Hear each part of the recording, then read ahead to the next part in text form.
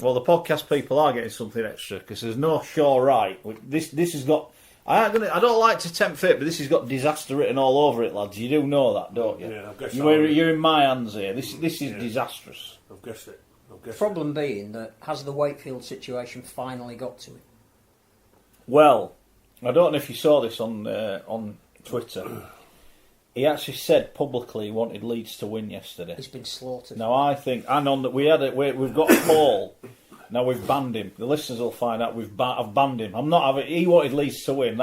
He's gone. Yeah. You know what? If we don't get a grovelling apology, he's not coming back next week. Why did he say he wanted Leeds to win? Because he wanted. Because it would help Wakefield.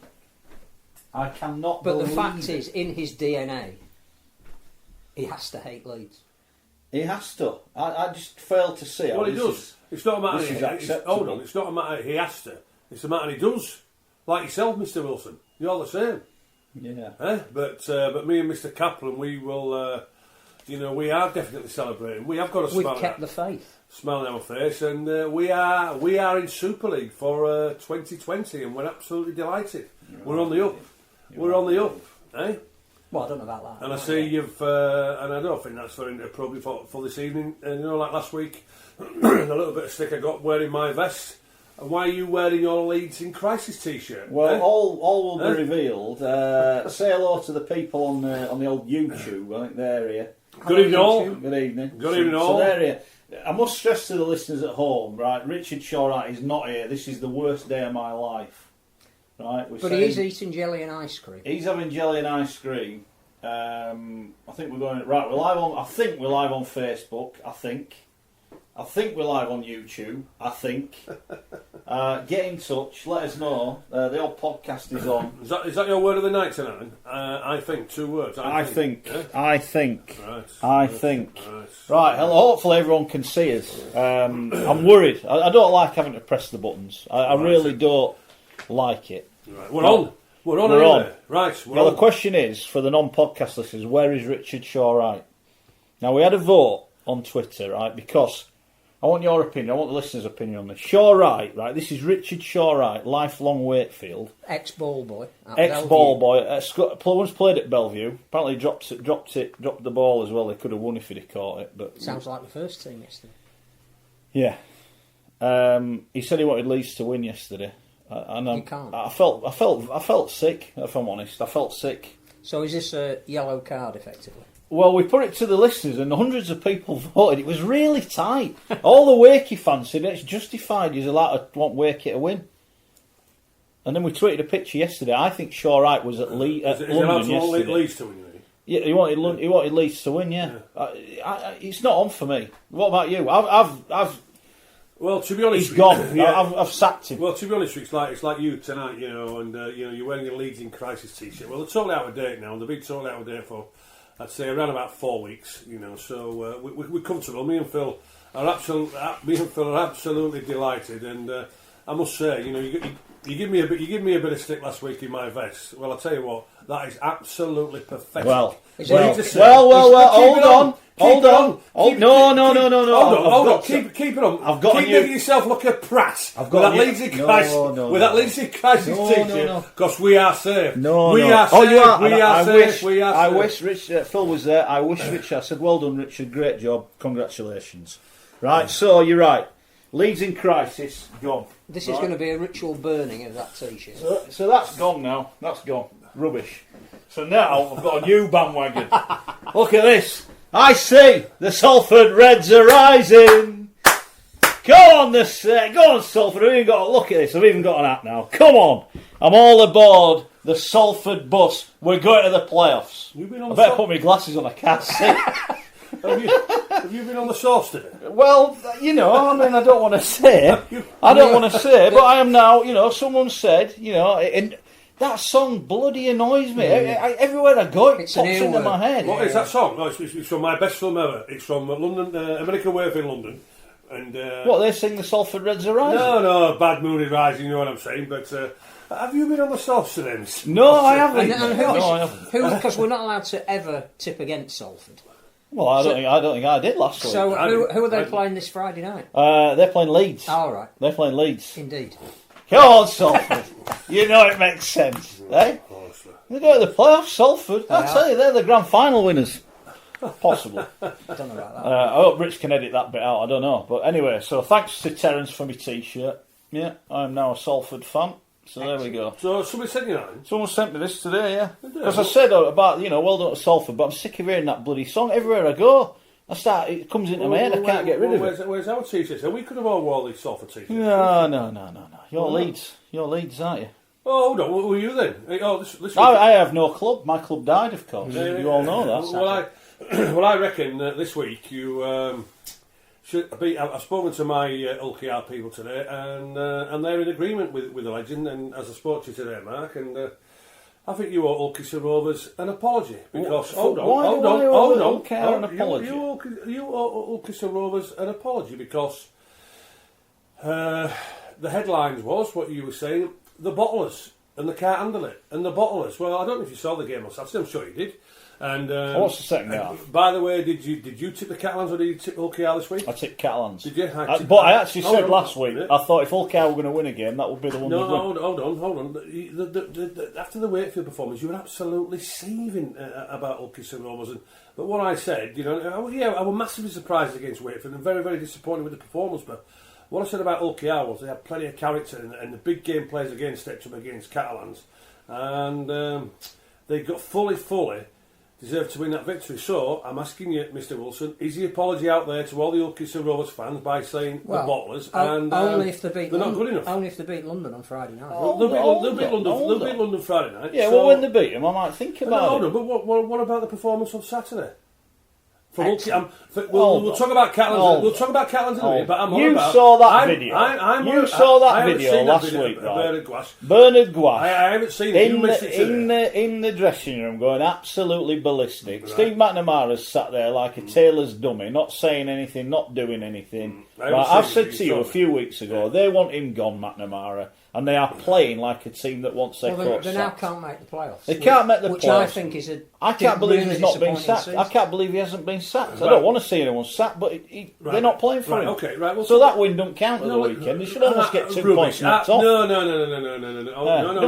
I want you to apologise. Why am I going to apologise? To Ulkiston Rovers supporters for what you said. Well done, actually, LKR. What a good day appointing Tony Smith. I That's think the big thing. We should hold on. What about the performance by Ulkiston Rovers? When the pressure was on? Have they won back to back? No. In the Tony Smith era? No, they haven't. So the big test is on Friday. That was a big test at the weekend against the Catalan Dragons because, let's not forget, they were looking for the 5, but also as well, when we talk about now with the Catalans, I want an apology to the OKR fans by the end of the show, Mr. Wilson. I want an apology because they deserve one. Do you think they deserve one? Hold on, Phil. They deserve one, Mr. Wilson. And talking about the Catalans, well, let me just say this about them players. And I want to ask a question. I would love to ask a question. Well, I'm going to put it out there now anyway. What is the purpose of them Catalans players for that Catalan jersey? Because, as I said a couple of weeks ago, it was after the London performance, I think, as well, they were a disgrace to the jersey, they're a disgrace to the chairman, they're a disgrace to the coach. And the fans who keep turning up every week. Exactly, Phil, they're a disgrace to the supporters. So, you Catalans players, what is your purpose of putting that Catalans jersey on? What is your purpose of going to training? But I don't understand their recruitment. Well, I'll tell you what, they signed James Maloney for next year. But they're losing Tony Gigo, who actually should be the heartbeat of that. If he's given the role he wants to play. You are kidding. If he's given the role he wants to play. Mate, no, you know what? A French player with flair should be running that team. Well... Whether he's capable of it, he's not capable of it at all. But is he capable of it? But he's just being given the wrong role. Well, I'd like to know who's interested in because it would be for sure if I was coaching any side, I'd be saying no, he's not for me. You look at his discipline. He's a big baby. He sulks. But is that a bit like when Jake Connor doesn't get his own way? Well, yeah. Doesn't mean that he's a very talented player. But also as well, we're just talking about the Catalans here. Any danger of doing an intro, or are you just going to carry on? I thought we'd already started. Well, we have started a little bit, but I think we should try and set an agenda. Oh, right, okay, we'll set the first one in, yeah. Salford are going to win the grand final, that's number one, I've said that. OKR will get an apology, carry on then. No, OKR won't get an apology. Not at all. Not having it. You can bring your mates around on Friday if and when they beat London. If they don't, then they'll all owe me an apology, won't they? So we'll wait till Friday. Yeah? So we'll find out where the bottlers are. So then, are you saying then, if Hull KR win, Hulky Howard on Friday. There's an apology next Monday for Hulky St Rovers. No, because I still think the bottlers. I don't think they should be in this position. I think they should have pulled away, like Phil said. Win one, lose one. Can't back it up. What do you say? Consistency. Exactly, consistency. Correct. There you go. Right, well, they haven't got it, have they? Well, the whole teams haven't got it. Correct. Correct. Anyway, we've got to move on because there's so literally normally. I haven't finished Catalan, but no. We're 10 minutes in and we haven't actually started. We haven't even started yet. We need a rewind, but I don't know how to do that on the button either. I've got the laptop button here, right? I genuinely don't know what I'm supposed to. I am useless without Richard Shaw, right? Who has got a 1-game ban. Check out our Twitter. I caught a picture of him. A Leeds fan, looked just like him. I'm sure it was Shaw, right? Cheering on Leeds. I think it probably was. Never to be forgiven. That's a bit warm in here for my Salford woolly hat, so I'll take it off now. We've got to talk about Eamon McManus. Schoey sent me a message on. I was impressed actually. He used the power of social media to contact me on Friday. Well, he didn't. Well, he did though, didn't he? He got one of his other people to do it. Yeah. So we got a message, Eamon McManus. You saw his comments. Fax to somebody. You saw his comments. Absolutely outrageous. I saw Rob Hicks yesterday, as you did. I think he looked shaken. I'm not going to lie. I think it's been a tough week for Rob Hicks. Thought he had a really good game yesterday. By the way, really good game. We need to talk about that. We need to talk about Odsal. 7,500 there. Well done to everyone that went. Odsal is now closed, so we believe. But news breaking today: the players got paid on Friday, but didn't get the bonuses. So that game yesterday came at a really good time, didn't it, for the Bulls? So we'll talk about that as well. We'll talk about Blake Austin and Lachlan Coote. They're going to be playing for Great Britain, legend. They're going to be playing for Great Britain. They're in the train-on squad. What do you reckon to that? We'll speak later. He's speechless. Oh, good. I should have mentioned that first. And we'll talk about Jake Connor at Hull. I'm not having him as a number 6. And I don't think Lee Radford is, because he was not happy after the game on Friday. Well done to the Giants. We should say well done to the Giants. What a win for them. Absolutely. Well done to OKR. Well done to Leeds. They are safe, as the T-shirt throwing away confirms. I did say well done to Richard Agar yesterday. I was very delightful, very magnanimous in defeat. I don't know about. We'll talk about it later. But did you get the impression at his post-match press conference that he's going to be confirmed as the new Leeds coach? I don't know. He seemed very relaxed about it, didn't he? Very relaxed about it. I don't know. I don't know. What do people think? Should he get the job? I don't know. A lot of people. I tweeted it out. Oh, he shouldn't get the job. He shouldn't get. No, I didn't say that. I said well done to him. I think he's done a good. He's always been great with me as a media person. All the players I've ever spoke to about him say he's a great coach. They all like him. Yeah. So why is he not going to get the gig? I don't know. Think he will do. Who else is there? I think he will do. I think he deserves it. Apart from Ian Watson, who's your new favourite person? No, of course it's lovely. Thinking about getting a Salford. Might get a tracksuit next week. With Ian's head on the... No, maybe just his name, signed on or something. He's doing well. They are going in the top 5. I tell you what, Thursday night, live on TalkSport 2. Make sure you tune in. Cass Hull, what a game that is. Cass last chance. Cass last chance. Well, their playoffs have started now, haven't they? Having lost 4-0. 4-0. You were there, Schoey. Did you start singing on the radio? You must have done at 4-0. What was I supposed to sing? Well, you used to sing regularly, didn't you, when you were on with us? Oh, you mean... How boring it was. It a boring game? No, was it a good game? No, it wasn't boring, mate. No. Just because the scoreline says 4-0. No, it wasn't boring, but I guess we'll talk about it. But in a nutshell, Castleford had enough field position, they had enough ball to win 2 Rugby League games. So that just tells you, the fact of the matter is, I'm the chairman of the Halfback Society, and the halfbacks of Castleford on Friday night in Jake Truman and Jamie Ellis were absolutely pathetic, and they were clueless in attack. That's why they got beat. Second time they've been down the way, isn't it? I think they were playing till Sunday morning. Saints had got the league leader shield, left the pitch. Cass was still playing nothing. They still didn't score. Right, where do you want to start? I'm trying to multitask. I just want to go failing miserably. I know we'll do all the other leagues, but Whitehaven won away from promotion, and they're away at Coventry this week. So are we giving them that? They've not been in great form, have they? The Coventry were at home to Oldham this week, who were the other team in contention for promotion, and Oldham got 50. So I'll be very surprised if Whitehaven don't finish the job. And I think when we looked at that league at the beginning of the season, I don't think any of us would have thought that Whitehaven would be the first team to be promoted. So hats off to them. Many congratulations. Whilst it's a obviously a shame for Cumbria that Barrow got relegated this weekend. Whitehaven will be in the Championship. So, good luck to them. Yeah, very good. Anyone you'd like to mention, Schoey, before we crack on? I'm panicking here. I mean, Richard's given me his password for Facebook. I mean, I could put that picture of him in a Leeds shirt on his Facebook, can I? Oh, nice. Do you reckon I should? My worry with that is which sites you'll come up with his password. Well, it's all looking good. It's all looking good so far. I am very worried, though. I'm very worried. Have you got any interaction? Yeah, we've got loads. Oh, well, so we'll pile through some of this that's good, first. because that means that it must be working. Dave said, nothing against the bloke. I've always been surprised McNamara got such high-profile positions. His win rate is 46%. Paul said, Catalans were garbage. Ulkar played them at the right time like London did.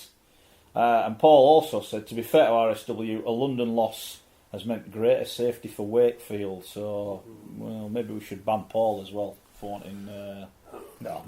Matters in your own hands. You know, your natural enemy is always your natural enemy. But also as well, Matt, you mentioned, it's quite obvious that the players don't want to play for McNamara. It's there for everybody to see, but I think that's gone on. I think that's been now maybe for a few weeks, and the job can be easily done without being pathetic on a rugby league field and showing no purpose, showing no desire. Because that just shows to the fans and Bernard Gwash that you don't want to play for the club. So there's an easier way to do it, because I know myself, I was involved with a situation with Maurice Bamford back in 1987 with the senior players. The senior players at Leeds this year got David Furner the sack. It's quite simply done. Go to the chairman and say, we don't want this coach, we don't want to play for him anymore. We would like you to relieve him of his duties. So that's what the Catalan players should be doing, instead of putting on shows which realistically is just simply not good enough as professional rugby league players. And another one, total lack of discipline. And he's looking, so we're hearing that he's good on the coaching staff in Greg Bird.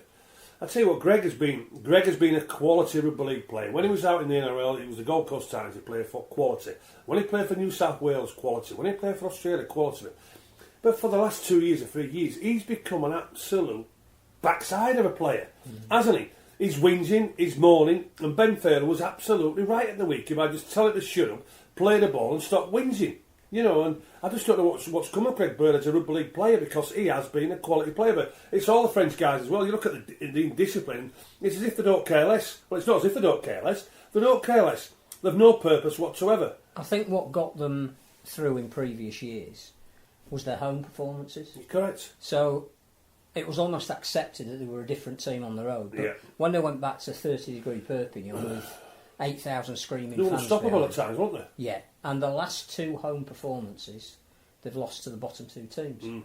And whilst you have to commend the tactics that London and Hull KR came up with, and second half Hull KR were brilliant at shutting the game down. Danny Maguire's fantastic. Not a try, but they didn't need to be. They played at their pace. But if you're a Dragons fan and you've served up that at home, that's when it becomes an issue. Absolutely. And also as well, the journeymen, what they are, and reading Macca's piece in the league, especially regarding players, for the next two games, they're deciding what their future is going to be at the Catalans, i.e. by showing character. Sure, what character? They couldn't care less. As I've said for the last 2 weeks, they've got the King Edwards out, they've got the Factor 6 on, and they can't wait now for the season to close. It's disgraceful. I also think they haven't built on that Challenge Cup win. Absolutely. That we all said top 5 minimum this year. Signed a couple of experienced players that know how to win, building on the back of that. Now it looks like they don't, they don't care. Anything other than playing, they'd rather be on the beach at Canna. Absolutely. But I'd rather be on the beach at Canna, to be fair. But unfortunately, Steve's going to lose his job, isn't he? I'm surprised. I can't believe he hasn't been sacked. I think. And what? All right, here's one for you then. Who filmed that video?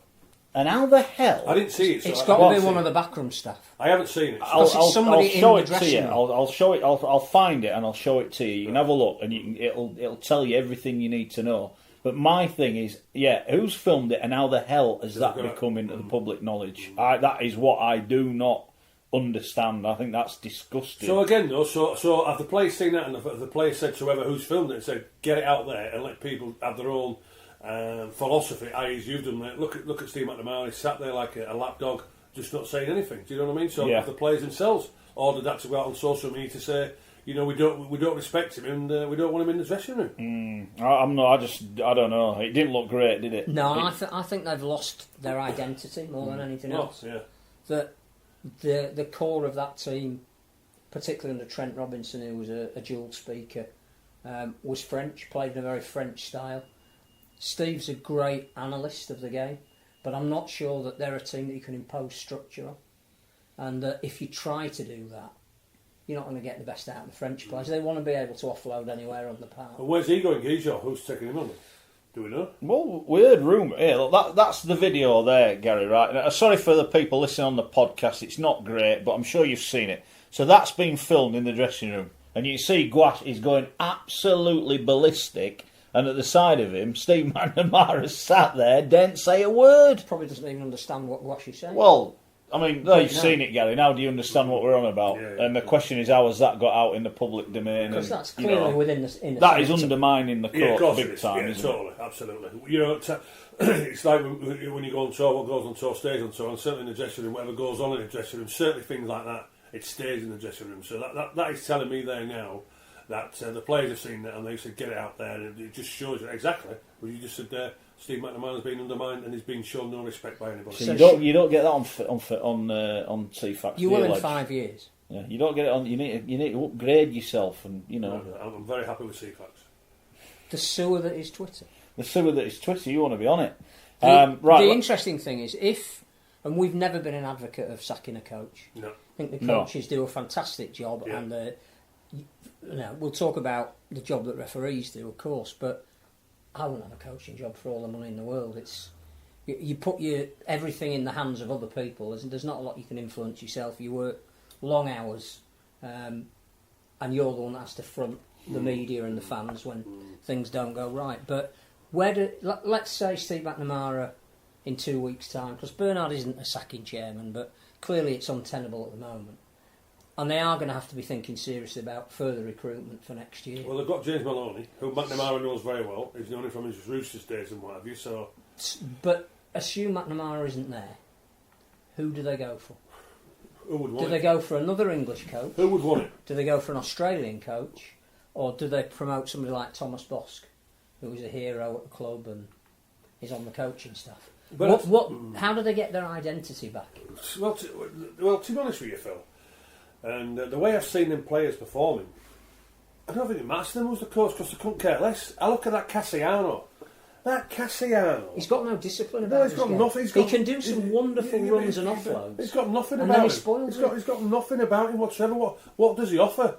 What does he offer? He's a big lad. I tell you what, he might offer a lovely pass, but what else has he got on him? Well, can I ask a question about not about that, but I watched them last week or 2 weeks ago against London. I watched them this week. It's almost like when they did make a break, they thought, "Oh, I'm not supposed to be doing this." Sling it on the floor, throw it into touch. It was. You can never say a team don't want to win, but you couldn't have done any worse if you'd have been trying not to win. Their 5th and 6th tackle plays are appalling at the moment. Which for a French team that you'll know at international level, that's when they're at the most dangerous. Yeah. When they're unpredictable. And the number of French teams at international level you've seen create a try from inside their own quarter because they do offload when you don't think they will, or the support play is always available. I just think they might need to go French. I have to say, right, and I'm going to say this now, and I know we've had a dig at him in the last few weeks, right, Matty Smith. I think the signing of Matty Smith was a player they didn't need. Yeah. And I think by signing Matty Smith, all right, they brought Tompkins in, and whatever you think about Tompkins, I think Tompkins has become in the last few years an outstanding player. So you can see why you'd want to sign him. But Guizot is an outstanding player. And Tompkins coming in, we all wondered, where they're going to play. Then Smith comes. It's like there's too many. There's too many, and I think that's annoyed Guizot. Yes, it has. And I think I won't say he's down tools, but he's not been anywhere near the player we know he is. The player that won the Lance Todd, the player that was brilliant at times last year. Like I said at the beginning of the show, I think he's the guy you build the team around. Well, that's because if he's up, he's the guy to follow. But if he's going to leave. That's another important part of the way that they could play that they're not going to have next year. Yeah, but also as well, a player watching Guizot myself, a player like Guizot, if you build a team around him and play him in the halfback, you get to him, everything just goes to kaput. But maybe you play him at fullback. Oh yeah, because that's his favourite. Oh yeah, position. that's where I would play. But Sam can play in the half. Yeah, I would play Tompkins in the house, and I would put Geezer And fullback that would where work. he's happy. And if you say to the guys in pre-season, this is the spine of the team, that's how it's going to work. But then also to Langy, you can't put him in the centre because he sulks in the centre. So you got to Well, you've got to decide what you want. Or maybe play him at loose forward. But I thought anyway, signing Matty Smith was odd. It's what it is. But he's very much a Steve McNamara sort of player because he's a stats guy. I want you to be in the right place on the right tackle and give me a kick at the end of it, and that's why I signed him. But I'm not sure that's enough. Sean Wayne has made himself available to a coaching position. He's been over in Australia and hinted that he'd have the Newcastle job, but that's just gone to Adam O'Brien today. Yeah. Sean Wayne, Adam O'Brien used to be the assistant at Melbourne. Moved to the Roosters this year. He's going to be head coach in Newcastle. Right. Okay. So, Sean Wayne for France, would that work? I think that would work. Yeah, I think that would work. What, Charlotte Carnes? What were them players? Well, he's got McAlorum, he's got Tompkins. Yeah. He's got Tierney. Were the discipline of them players? Well, is he not the guy to knock some discipline into? Them sort of players, they like what you've got with Greg Bird, they like what you've got with Cassiano, Guizot, and maybe a couple of others as well, where the discipline is absolutely atrocious. No, you can't, because they take things into their own hands. But it's the new start of a new season that he might be able to say, those four I don't want. They take things into their own hands. You can't control them sort of players. No, I'd be surprised if Sean goes. So who does get it then? Well, we say no get it. It might be Steve McNamara, but you've seen that video. I've seen it. Everyone's seen it. That is not a cut. I'm still amazed he's there. I'm still amazed he's there. And I'm saying after that performance at the weekend, but having said that, saying nothing away from Wilkinson Rovers. They played very well. The pressure was on, and I'm asking again, Mr. Wilson. Danny Maguire. I'm asking again on behalf of the. Why did that Guizot try get disallowed just after half time? By the way, I thought that was a try. We're not allowed to talk about my referee's disallowed. I just said I thought it was a try. I mean, I'm under the thinking about making a public statement. Oh, under the sticks. Maguire got there first. No, move on. Right, let's get through. Right, so now I'm just going to ask one small, Mr. Wilson, before the end of the show, if you've not done it. An apology to the OKR fans after you're out. What am I apologising for? Because the great performance what they put in yesterday, and yes, they did bottle it. Oh, I wouldn't say bottle it. So they bottle it. So they are bottlers. So you're agreeing with me now. No, he's agreeing with me now. No, I'm changing it. I've said you said they bottled it. I said they didn't show the character what they've got. They showed the character on Saturday. Now apologise, Mr. Wilson, to the OKR people for what you said. This week's performance is only a great performance if they win next week. If they lose this week, then they are going down. They'll beat London on Friday by 16. Don't worry about that. They will. Well, we'll do the predictions later. They've never been comfortable under pressure at home as they have been away. The two best performances in recent weeks have been at Leeds and at Qatar. I agree. But not at home. I agree. When you've got 8,500 passionate, fervent fans almost holding their breath because they're so nervous about what happened, and that does have an impact on the players. I agree. And if they can cope with that on Friday night and virtually secure their Super League future, then they rid themselves of the tag. I think the important thing is, as you said, the timing in the build-up to the game was brilliant of announcing Tony Smith. Yeah, it was. Perfect day for them. And Saturday. I think well they done. took over 1,000 fans, which again, fabulous following, very loud, made a massive difference in the second half. And Tony Smith was very emotional afterwards. Came out and said one of the reasons I wanted to commit to this club was because for the first time for a very long time I had the hairs on the back of my neck was standing up just with the reaction the fans were giving us at the end of the game. So that, for me, it's not the result or the performance, important though that was, it's what it meant to get Tony Smith on. And as we know, Tony Smith leaves clubs in a better shape than he finds them. So that has got to be good news for Hull KR. And the other thing Tony said, which I would be very encouraged if I was a Hull KR fan, was he wants to get more local players into that squad. And again, I think we know there's lots of issues with participation and quality, even in areas like Hull. They struggle to do a combined academy. So whilst there are a lot of people playing in that area, the quality isn't what it was. But I think if he and John Bastian and maybe Danny Maguire as head of recruitment can work together with a priority to bring local players in. And Craig Harrison. With Danny Maguire and their recruitment next year, we've got to be honest about it, it's not been great, has it? No, that's why I think it's a longer term project. Because you'd look at the recruitment for next year and say, are they going to be much different on the field? Well, the problem is there's not going to be. It seems a bit strange to say everyone thought London would go down. There's going to be no whipping boy next year. I don't think. No. I don't think. If we'll Toronto see. come up, If it Toronto changes come up. the dynamic. Yeah, if you've tuned in, welcome along 4020 Live. Thanks for getting in touch. Retweet, share, all the things on social media. Follow us on YouTube as well. Subscribe, I think that's the official term.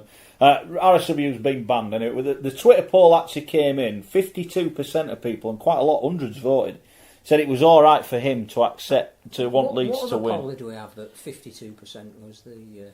I don't know. I think there are reminiscences of a poll in 2016, a referendum, where 52% of the country voted for one thing. And Well, there you go. Well, 52% of you are wrong. What trouble we're in now? Because you think it was acceptable for Shaw Wright to want Leeds to win. It is not acceptable under any circumstances. No. 48% of you are right, and me and Schoey and Phil all had a 1% vote, so we've swung it, and he's banned. Gone. And if you don't apologise, he ain't coming back next week. Can't believe it. Can you believe that? I can't, Honestly. I can't.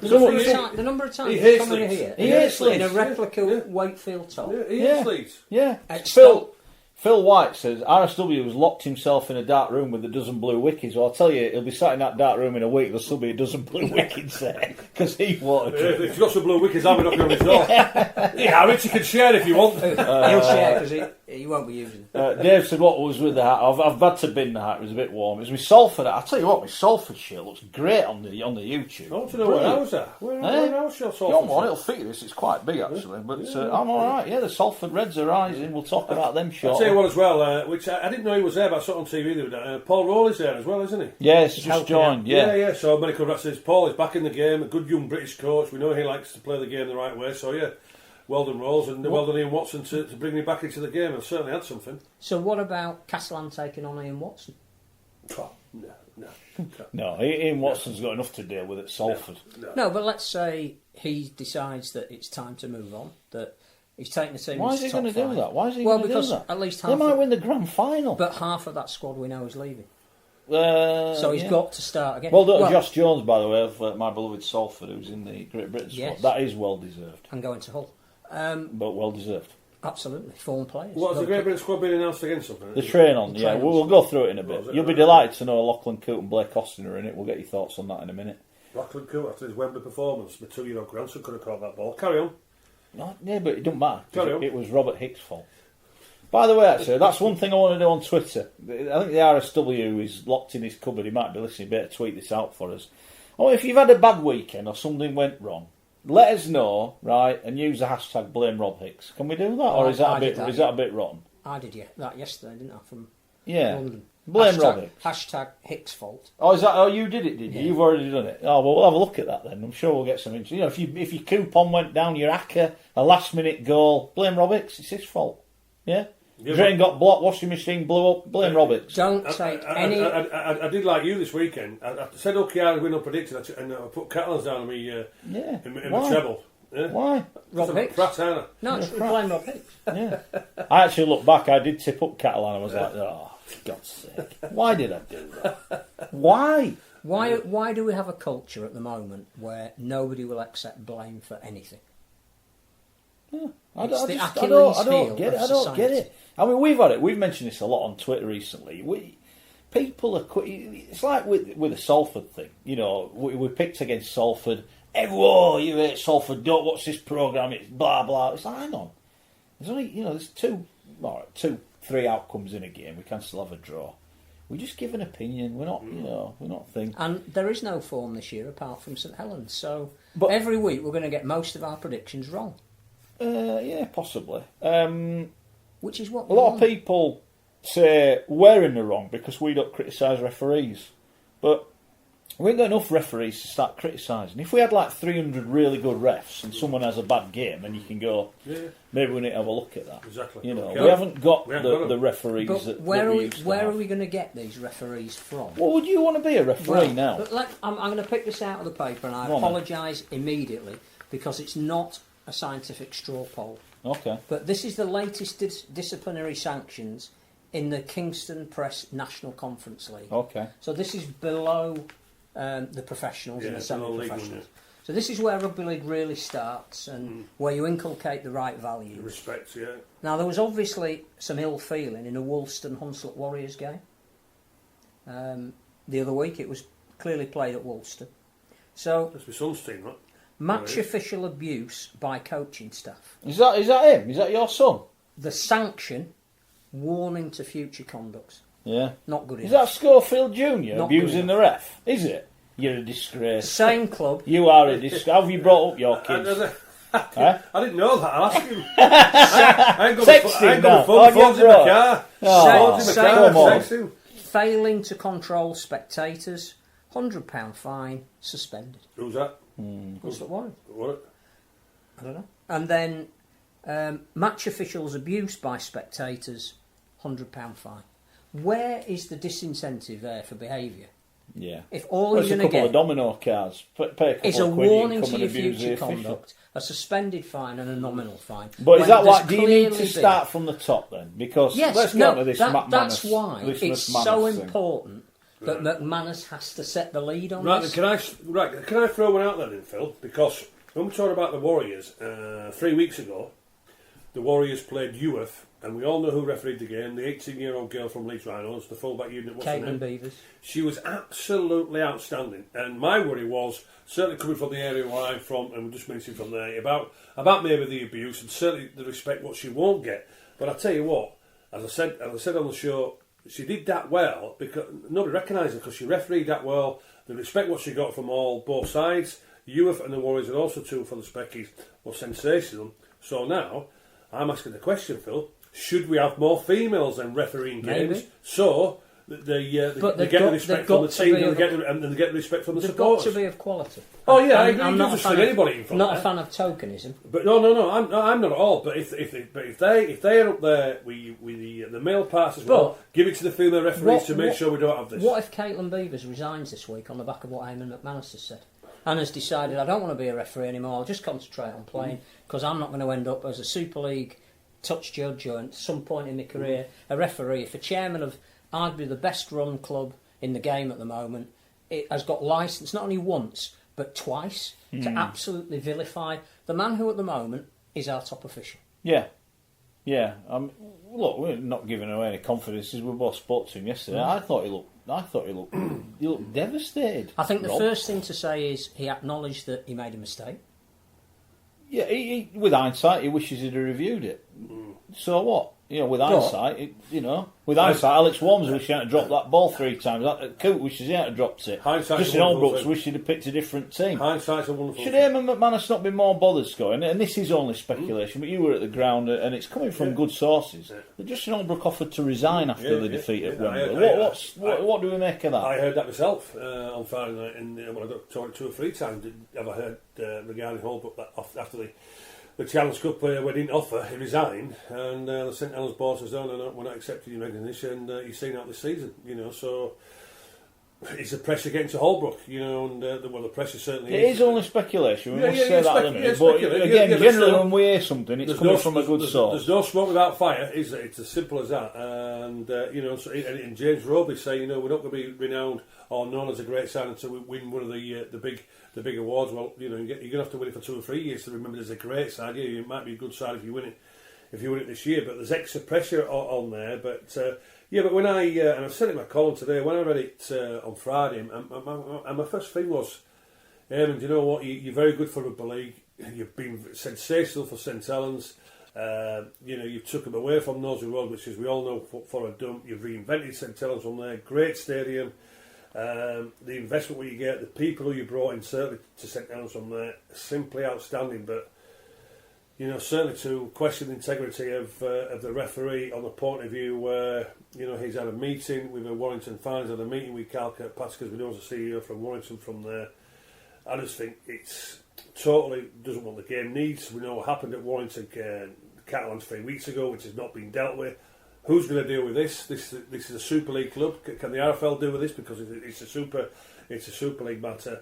And everybody will be saying it, and they have done, and rightly so. You know, it's just because St Helens got beat. Well, Eamon said, well, listen, first of all, I want to congratulate Warrington on what they've done. Well, stop there then. Stop there. It's irrelevant. They've won, you lost, get on with it. That's what I'm just going to say, Mark, because I'm just going to say, listen, what's done is done. All right, if you've got a grievance from there, it stays in the four walls and this sort of thing. Use it, build on it. But unfortunately, it was sour grapes, and the atmosphere at St Helens, even on Friday, the performance by St Helens players, it was like a sulking performance. They were still sulking after the loss to Warrington.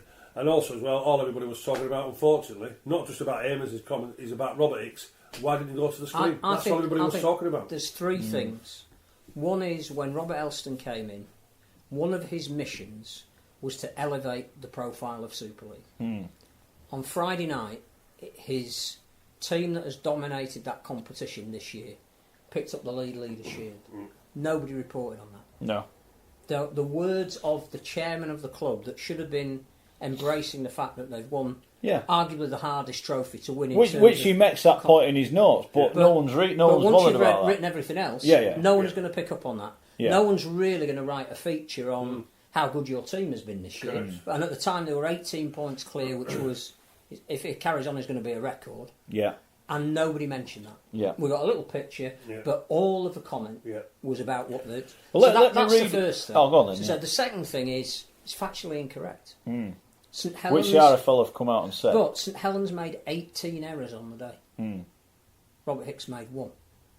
Well, St Helens won. Still no cast iron proof No. that he scored. And as I said, and Rich made this point last week, was it Morgan Knowles who got... He didn't celebrate like he scored the first try at Wembley. You know, if he'd have gone crazy, would Roberts gone, maybe he got that down, I don't know. But St Helens won the penalty count 4-2. Yeah. They had so many opportunities. That decision was within, the first 10 minutes of the game? Yeah. They had 70 minutes to put that right. That's nothing to do with the referee or the match officials. It's a sliding doors moment. They could have given the try and they could have lost 38-6 for all we know. Yeah, and I think the third thing is that I don't know if this is right or not, and only Eamon can answer it, but I was particularly aggravated that he felt he had to put out a second statement. Yeah. But all it seems to me is that Eamon has been one of the architects of Super League having its own administration. He's been one of the 4 or 5 Super League chairmen that fought harder than anybody to set up an alternative and put Rob Elston in position. Yeah. This is a chance to have a go at the RFL, because the RFL control the referees, and it's almost as if we're all still playing this horrible political battle where if I can blame the other governing body for all the ills of the game, I'm going to do that. And if we persist in that direction, we've said it numerous times, sport isn't big enough to have 2 governing bodies. Why has he not come out? And this is the issue, because he said, look, however, it would be remiss of me to be silent on the officiating both during and before the game. Our referee can be involved in a publicity stunt with the CEO of a participating club in the week before a Challenge Cup final defies belief and reason. This apparently resulted in some pathetic spat on the open sewer that is Twitter some weeks before. The fact that referees go and are allowed to go on Twitter with fans is utterly on me. No good can come of it, and clearly no good does. Resultantly, the perception of officiating impartiality was destroyed even before kick-off. Why did he not complain before kick-off then? Because if he had, and I had to go at Neil Udgell about this a month when he criticised the disciplinary procedure after the event. When he came, one of his players had got banned and he kicked off. And I said to Neil, I spoke to Neil personally about it. I said, I think you're wrong. If he'd done it before your man got banned, then people that carries weight. If he'd have raised that before, I don't think the RFL have had any other option but to remove Robert Hicks from that game. Well, do you think that he's doing this so that Robert Hicks doesn't get the grand final? Well, my question, right, and again, you come on, that there's more of that disgraceful statement from the first one. Then he comes out with a second one. My matchday programme notes seem to have created a lot of heat and light, which is probably a good thing, as the core issue at hand could not be more serious for our game. Firstly, I reiterate my express congratulations to Warrington, worthy winners of the Cup. What are you mourning for? If they were worthy winners, what are you mourning for? Which is exactly what his coach said in the press conference after the game. I was very clearly making the point that Robert Hicks had been placed in an invidious position due to recent death threats. So now it's gone from a, what did he call it, pathetic spat, now to the fact that he got a death threat. So that's a bit of acknowledgement there that it's probably a little bit more serious. From a Warrington fan, his subsequent close dealings with that fan and the Warrington club in the period leading to the cup final. He appeared voluntarily on an ITV interview shortly before the game to explain this experience in some detail to express how upset he and his family had been by this. It's impossible to assess to what extent he had been emotionally affected by this during the high-profile dealings with Warrington and their fan. For that reason, he should not have been appointed in such a high-pressure, demanding game in which Warrington were a participating club. Perceptions of even-handedness and impartiality are as important as reality. This can be no more than in the presence of instance of refereeing where integrity and the perception of integrity is paramount. So, In no other professional sport would have made such an appointment given those prior disturbing events and facts. So at least he acknowledges it was actually quite a serious incident. two things there.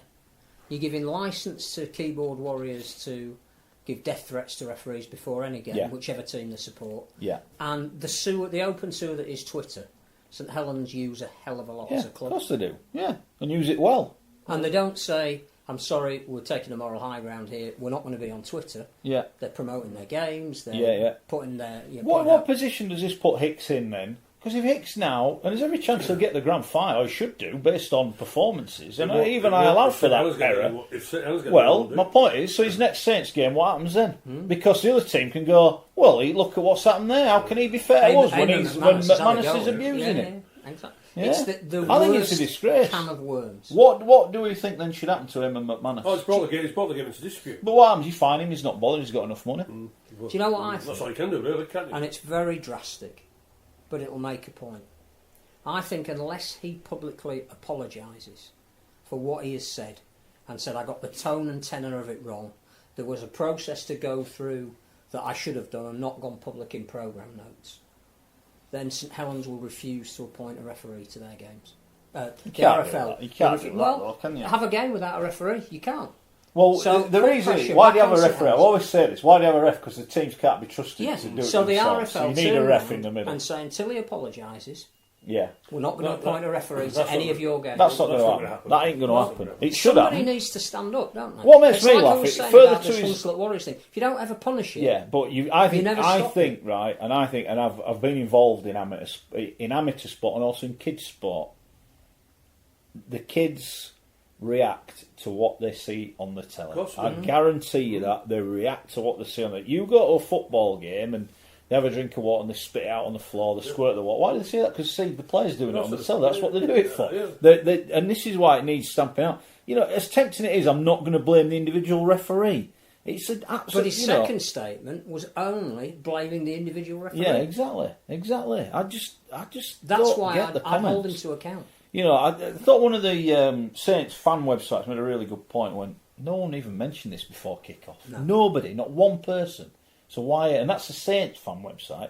Now, I think Rich has been on Twitter, you know, and he's having his spat with or arguments with people because Saints fans are defending these comments. I just can't get my head around it. I cannot get my head around it. It's indefensible. And that's why it should have a massive sanction. And that's also why Rob Elston should have come out and criticised the guy who pays his wages. Rob Elston seems more worried about David Fafita's pink shorts than he does about what's going on in the game. Really disappointing. You go back, Steve Ganson, and was a paid-up member of the St Helens fan club. I know that for a fact. Well, it's come through that referee society as well. Yeah, he was a paid-up, but he refereed. No one ever questioned him. No one ever went, hang on, that's not right. Well, I'll tell you what, Robert Hicks, for the rest of this season, he will not referee a St Helens game. Well, Dan says we're misinterpreting the point. Hab says some manager should apologise for speaking the truth. It's not the truth. It's not the truth.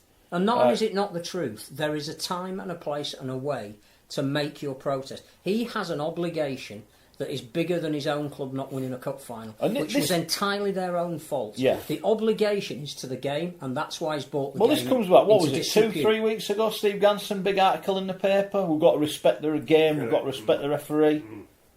Absolutely, it is disgraceful. You can't defend it. I'm so... Daniel, I'd like you to tell me how I'm misinterpreting the point. You know, this is... you cannot defend it. No. You cannot... It's disappointing, right? And Justin Albrook was disappointed in the presser after. And he said he couldn't believe He couldn't believe it. But he spent all of his time in the presser telling us what a good team Warrington were. Yeah. And how well they played. Yeah. All of the Saints players, in the limited and post-match interviews they did afterwards, because they were absolutely gutted, only wanted to praise the opposition. So why is the chairman of a club that is quite rightly put up as being a paragon of what we stand for as a sport, able to say something like that and not realise that it's going to have a massive implication on the look and through. The only thing people wanted to talk about at the game we were at yesterday afternoon, have you seen the McManus comments? Yeah. Well, we were at another game. I was at another game, and it's coming through to me, and everyone's talking about it. You know, we work on national radio. What do they want to talk about? They want to talk about the comments because it's outrageous. You have a moral obligation beyond your own club, and unfortunately, Eamon McManus, who we like, admire, and respect, has got this wrong. Yeah, and you can't defend that. I think hindsight, as Robbix will tell you, wish he'd have reviewed it. He might have reviewed it and the try not been given. We don't actually know that. Well, it would have gone up as a no try, yeah. And there would have been 3 or 4 more angles than the one that the BBC played at half time. Yeah. One of those angles would have showed us a little bit more of what Rob Hicks saw. And it might have been that he was at an angle that it looked like it wasn't conclusive grounding. The other 3 or 4 angles showed that it was, and he would have been overturned. But hindsight's a wonderful thing. I just look at this, and I think, like you said, the fact that he's come out and almost reaffirmed his stance is even worse. That's terrible. You know what I mean? And this is a programme note. This is not a tweet he sent out when he's had 16 Which is pints. why Super League needs he's done that, and someone will have read that and gone, "Are you sure you want to say that?" And he's gone, "Yeah, I'm sure I want to say that." But also too, just in the League Express, just read Matt Manus for hours, but also just to finish on the little paragraph here now. And I think this just shows a little bit more of an arrogance from Eamon, to be honest here. I am certainly not causing anger by legitimately expressing my firmly held views, which are based on fact, common sense and good practice. I am merely reflecting very widely held views. I can only hope that some very serious, obvious lessons are learned from this by the RFL. We will continue our discussions with them on this and other related matters at all the appropriate levels, but this is the best one. I also look forward to hearing from the RFL's compliance team, to which it seems I have been referred, although I have not been informed why and what for. Well, which again, I think that hints does that not show now more the more government's ignorance? issue. Yeah, no. and this David Hill says you won't even be talking about it if Brian Carney had to publicise it. Well, here's where you're wrong. Right, I said it to you. Here's where you're wrong. As soon as I got to St Helens on Friday I'll tell you night, why you're wrong, because Gary was at the game, so he wasn't watching the TV.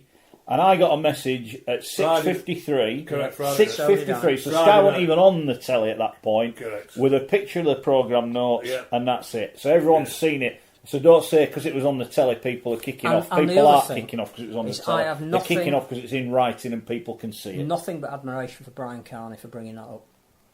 Well, because it would have been very easy for Sky to have brushed that under the carpet. Well, there aren't too many broadcasters who sat in that home stand. No, but it had to be brought up because it's a massive talking point. It's brought the game into disrepute. I think it's as simple as that. But I think there are some other underlying issues with the paragraph you've read out between the RFL and Super League. Exactly. You know, who's the boss? We need to get away from this. I mean, but who's going to penalise them? Is it Super League? Is it the RFL? Or who's going to penalise them? But how long is it going to take? Well, because we're going back to the Catalan and Warrington fiasco of a month ago, and it's still ongoing.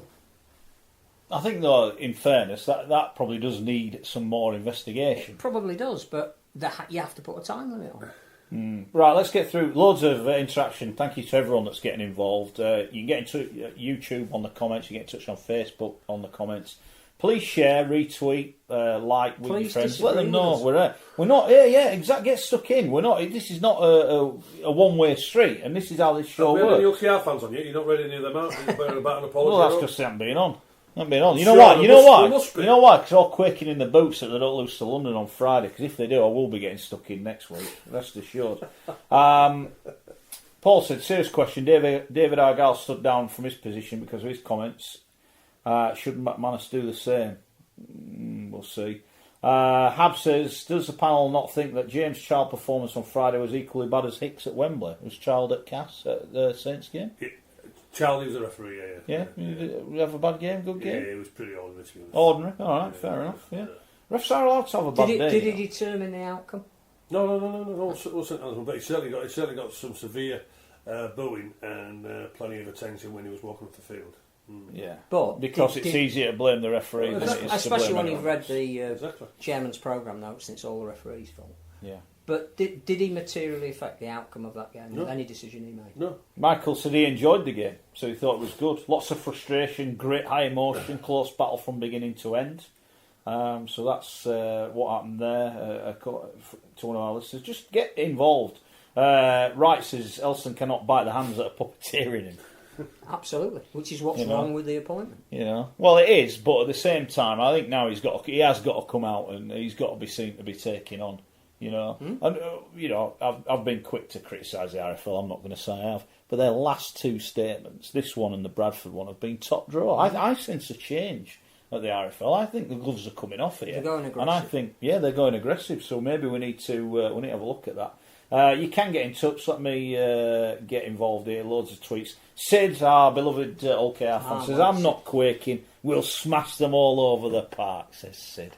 Well done, Sid. I'm with you, son. He's been on the Blue Wickets. I'm with you, Sid. I'm with you. If he has, can you send one over? He's still stuck in Perpignan Airport because of the traffic control. Well, Dwayne's come on with a different one. He said, dress it up how you like, but the main flux of it is that referees make mistakes because nobody's perfect, but it's glaring errors that are being made. But it still doesn't determine the outcome of the game. Nobody can tell me that if Robert Hicks had referred that and sent it as an O-try and even had it overturned, that the result of the cup final would have been any different. Isn't it interesting, the test last week, go back to the cricket, it's a great example. When the Aussies used their review and they needed, was it 8 to win still England needed? Yeah, 8 to. And I've listened to all the commentary. Ponting I thought was superb on Sky. And he was like, they've just wasted that review. And he said, you win and lose games on how you use your reviews. Glenn McGrath was on the radio. He said exactly the same thing. He said, I've said all along, you'll win and lose a test match by how you use your reviews. No one made them use that review. They used it themselves and it cost them the game. Now the players are going all about how they've lost it because of the review. But yet the papers are going, oh, we've been cheated by the officials. The officials have cheated us. But yet the people who played the game know. They know. Mistakes do happen. Things like that happen. Absolutely. Get on with it. Whether it's a glaring error or not, well, St so be it. Made 18 unforced errors in the cup final. Yeah. That's why they lost. Look at that, biscuits as well. Now this is normally where Richard does all the talking so that we can eat all the biscuits, but sadly that's not going to happen. Gail says both Price and McNamara never questioned the ref's integrity. I think they both said he didn't have a great game, but they didn't question his integrity. Coaches are often questioning refs' decisions like Chris Chester did yesterday, but this went a lot further from This is a chairman. McManus. Yeah? This is somebody who is admired in the sport for the fantastic job that he's done in making Saints a powerhouse and moving them almost at his own expense to a state-of-the-art stadium that we as a sport are incredibly proud of.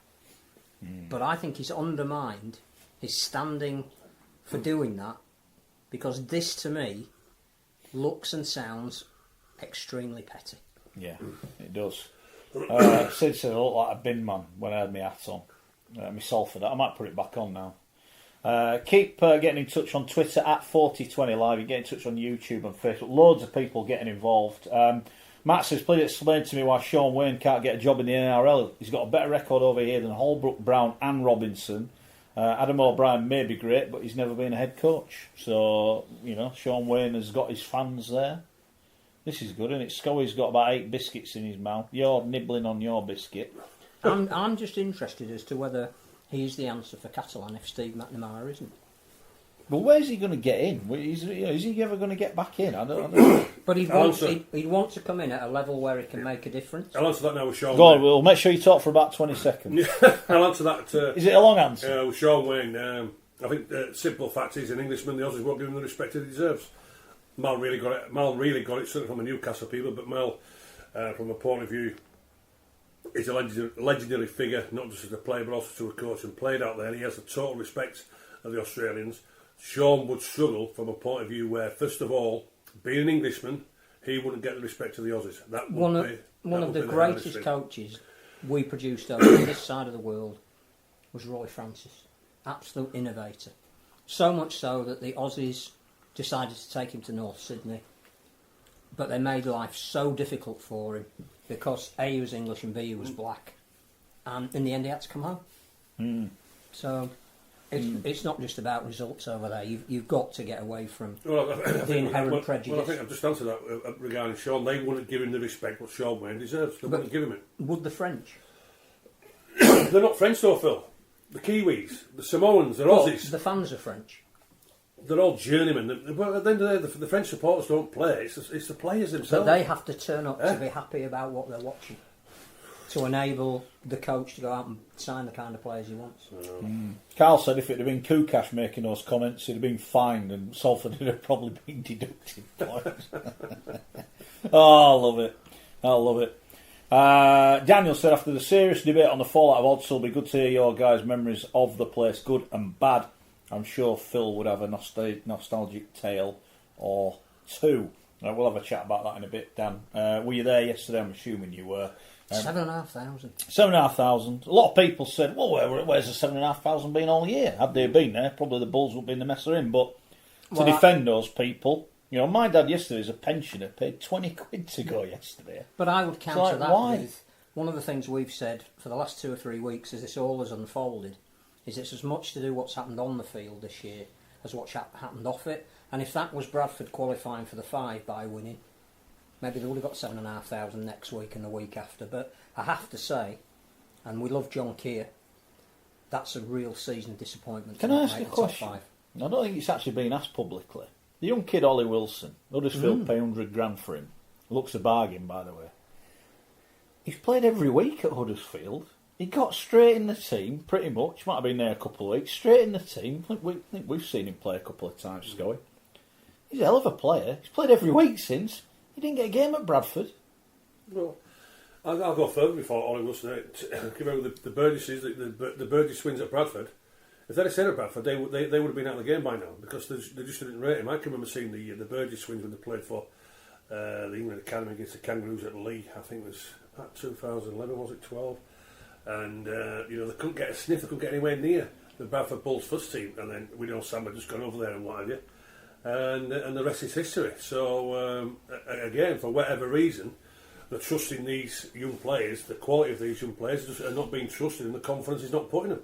For whatever reason, I don't know. The coaches themselves can only answer that. But as I've said many, many times, there's plenty of talent out there who are just not given opportunities for long periods of times. Okay, fair enough. Loads of people getting in touch. Dawn says Wayne for England. She also said Wakefield had beat Wigan. Well, they give him a good game, didn't they?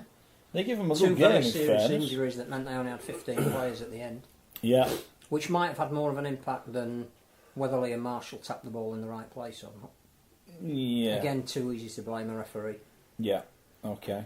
Ollie said he must have just joined us for the first time. Good evening, Ollie. He said no mention of us winning. Who do you support? I don't know. Who do you support? I don't know. Tell us who you support. That'd help. Get in touch on Facebook. Get in touch on YouTube as well. Lots of people doing exactly that. So we'll crack on with some of these right now. What do we want to talk about next? I guess we've got to go down the Bradford route, haven't we, and discuss that. Matthew said just on the McManus, he called the death threat to a man and his family a pathetic spat. That's a disgrace. I think he has come out, and I think that bit of it is probably rectified and said it was quite a serious matter, but it's almost the fact too that he little. called it a stunt in the first place. Yeah, exactly. In this day and age, that is licence for people to replicate that sort of behaviour, which is reprehensible. Samson said, is there any substance reports Hull are after James Cunningham from London? It has been rumoured. So Hull KR. Although, I would say, he's a former Hull player, by the way. Former Hull player, but they've just signed Johnston, haven't they? So I would have thought that would blow that one out of the water. Hull KR, I think. Okay. Fair enough. I want Hull to KR signing Cunningham? Interested. Well, they've got the hooker from Lytton. Hull as well, Lytton as well, so how many hookers do they want? And Parcel. Yeah. How many hookers do they want? Well, let's talk about Hull. Cunningham play halfback. No, I'm not so sure. Well, I'm not so sure. He can, but I'm not being rude. If you're challenging at the top end, he's done a great job for London. I'm not decrying that, but I want to talk about Hull. We'll talk about Huddersfield first because they went to Hull on Friday. I give them no chance. No chance. I said if they were going to win, they had to make it a bit of an ugly game, keep it tight, And that's exactly what they did. And I think it's only fair that I say, well done to Matt Frawley. He's come in for an hammering. I think his coach at times has chucked him under the bus by leaving him out every other week. He had a good game. Gaskill was outstanding. The players got stuck in. He played a young kid on debut, John Luke Kirby off the bench, another Giants Academy. I think he had 3 Academy lads on the bench, memory serves me right. Another boatload in the team. Came in, did a great job. The youngsters did a great job. They got the win. We didn't give him a chance, Gary. In all fairness, we never give him a chance. I think I said Hull by 32 because after that performance against Leeds and the performance against Cass, and also as well Simon Wolford in the presser after, and I said he was a broken man. He was literally in tears. He was just admitted, I don't know what else to do with these players. You know, I've ripped into him. I've given him the TLC. I've done everything to get a response, and I felt sorry for the coach from there. So, what I'd like to know is, what has Simon done to get a response to get the victory over Hull? I spoke to him after the game. He said it had been a really tough 2 weeks. Right. They were just waiting for the game. So, had he changed anything a little bit, or what? I think what he said in an interview that I heard before the game was that they'd made the decision now that they were going with experience in the halves. Yeah. That he was going to move Gaskill back from full-back to stand-off, and he was going to bring Frawley in, because with the games that they got left, there was no margin for error. So whilst he wasn't decrying the skills of Ollie Russell or Tom Holmes, he needed experience. And it's like you said last week, even if it's 5 drivers in the kit for 80 minutes, that wins you the game. That's what you got to do. No one's bothered what it looks like. And they were extremely disciplined in everything that they did. They did really, really well. I thought physically they matched up early on. They went behind early, thinking, hang on, this could go. And then they got 2 quick-fire tries. But I thought Gaskell, as I said, was good. The forwards were good.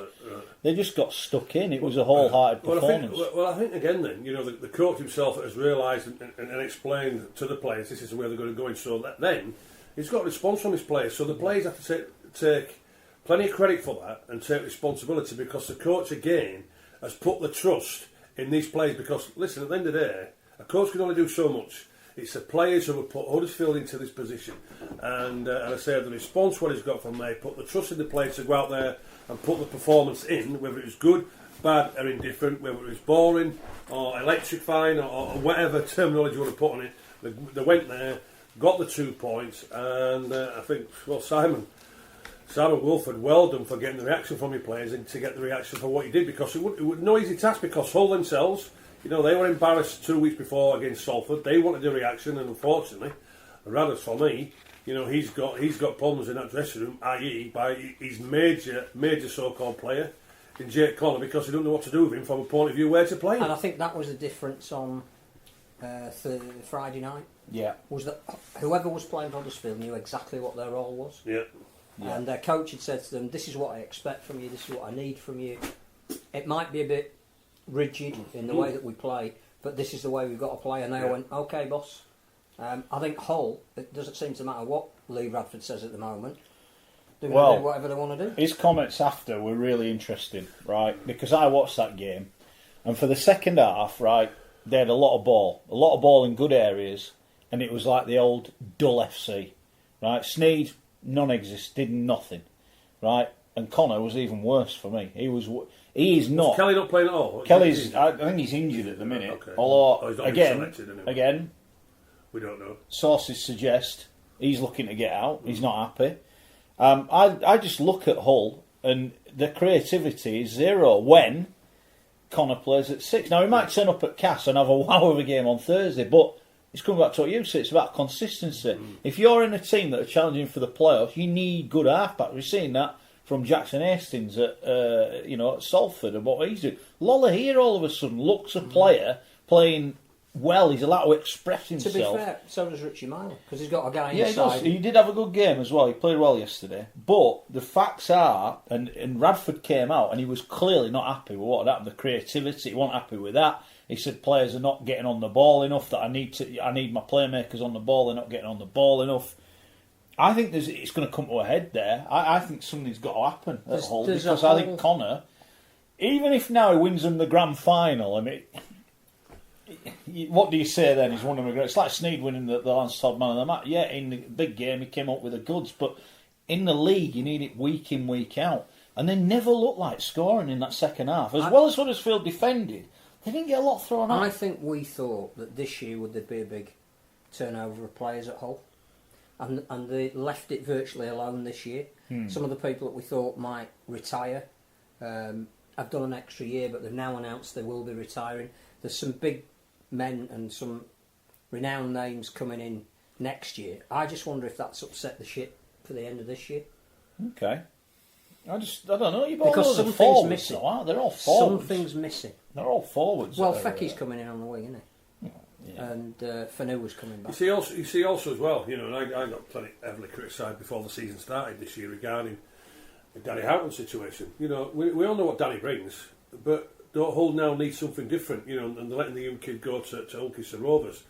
Well, surely, you know, he brings them that explosiveness, doesn't he? You know, around the dummy half area, what Danny doesn't bring anymore. You know, we all know what we're going to get from Danny Houghton. 60 tackles. 60 tackles a game, great service, and maybe a kick from dummy half when he sees that a bit of pressure on Sneed or Kelly or Connor from there. You know, so the Hull need a different dynamic now from that area around there, because while ever Danny Houghton makes himself available, and while ever he's contracted the Black and Whites, he's going to be the first name on the team sheet, isn't he? Yeah. So that may be another problem for the Black and Whites. Well, Gary says, sick note, Kelly, cheap ticket time to Australia.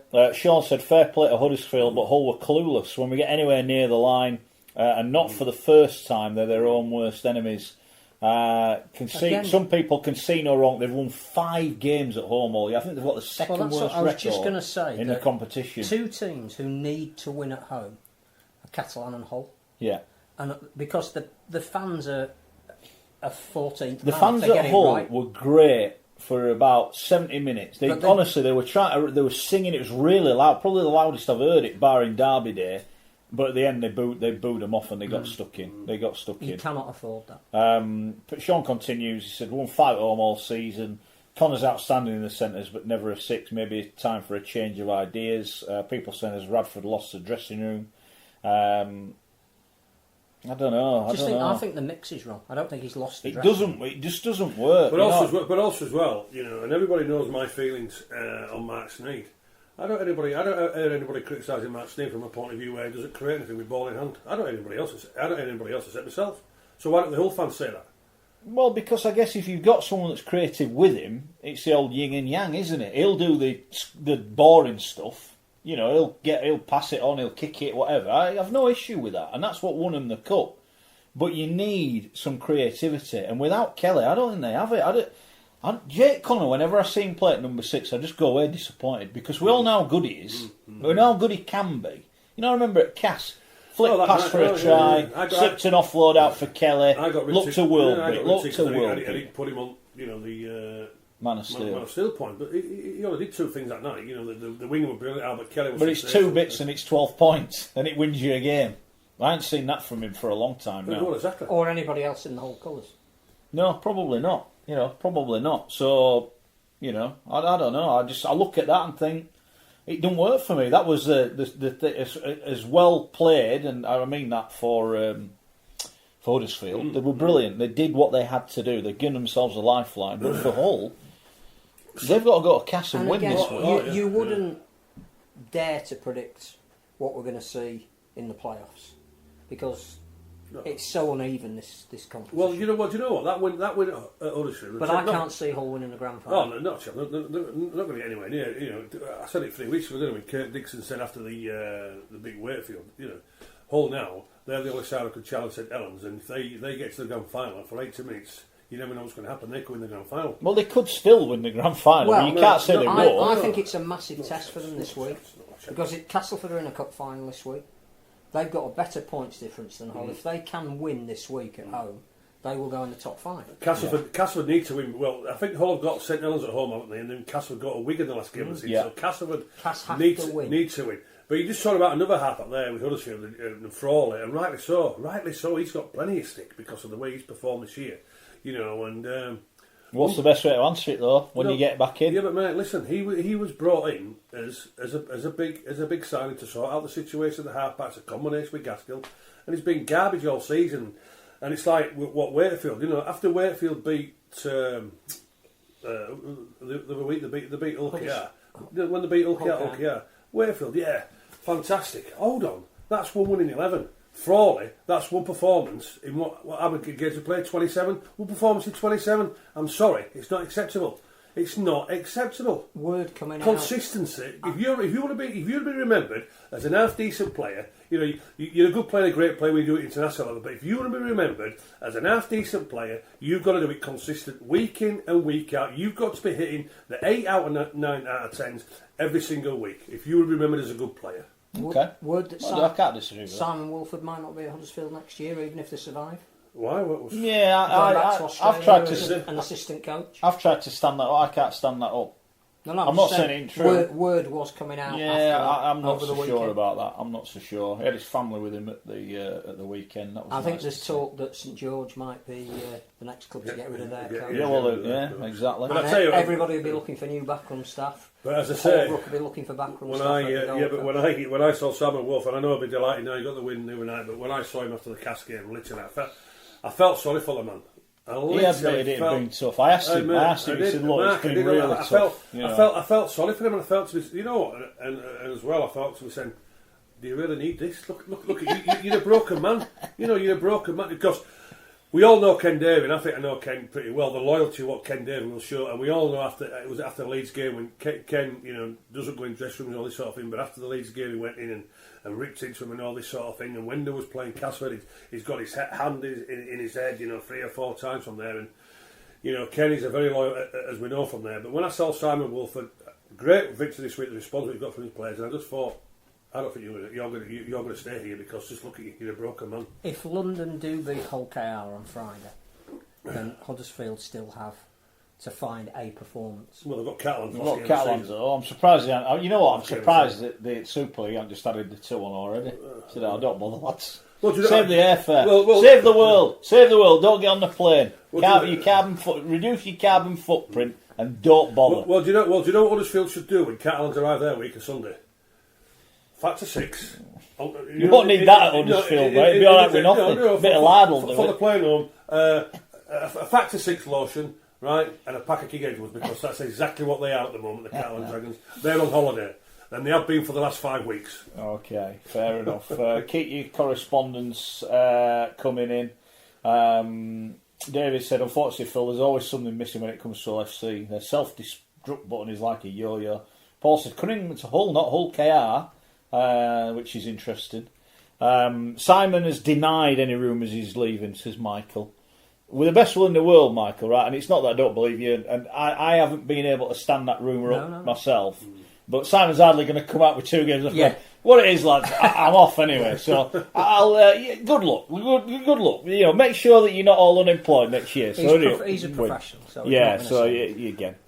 Dave said the backs as a whole were so disappointing against Huddersfield, but we were missing Ratu, Griffin and Kelly and had to play the young kids in the centre. You know what?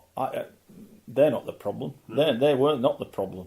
If you're getting it to the centre and they're not doing something, the centre's the problem. Never got the ball. Well, will that Buchanan play? Because he's a good centre. Yeah, he came in like Griffin dropped out last minute. Well, if he gets the right service, Buchanan's like Harry Newman at least. He's a quality centre. Yeah. Don't worry about that. If he gets the right service. So, it's it is. They just didn't play very well again at home. Second worst home record. They got to Castle. Do the predictions in a bit. We've got to mention well done as Brian Carney on Sky for asking: is Luke Gale leaving Castle to go to Leeds? Now again, our sources would suggest that deal is done. He denied it. Hardly convincing. All right. He went, yeah. Wasn't great, was it? Wasn't great, was it? It was an uncommitted response, I suspect. What do you reckon? Do you think it's going to happen? A couple of other things would have to happen for that to... What's happening with Mylan? Is he under contract or not? Yes, he is. So that's why a couple of things. Yeah, didn't Mylan sign a 2-year contract with a year extension? It wasn't a 3-year deal, Phil. So they're going to extend that. It depends in whose favour that extension was, I suspect. No, I guess so. Yeah, but I tell you what. I think he's under contract. But I think if I was John Wells was the CEO, whoever's in charge at Cass on there with the transfer policy, I'd cash in on Luke Gale. I would. If they're going to rebuild, can I just ask you that? I still not understand why Darryl Powell has signed a new contract at Cass, because I think they're further away now than they have been for a number of years to winning anything.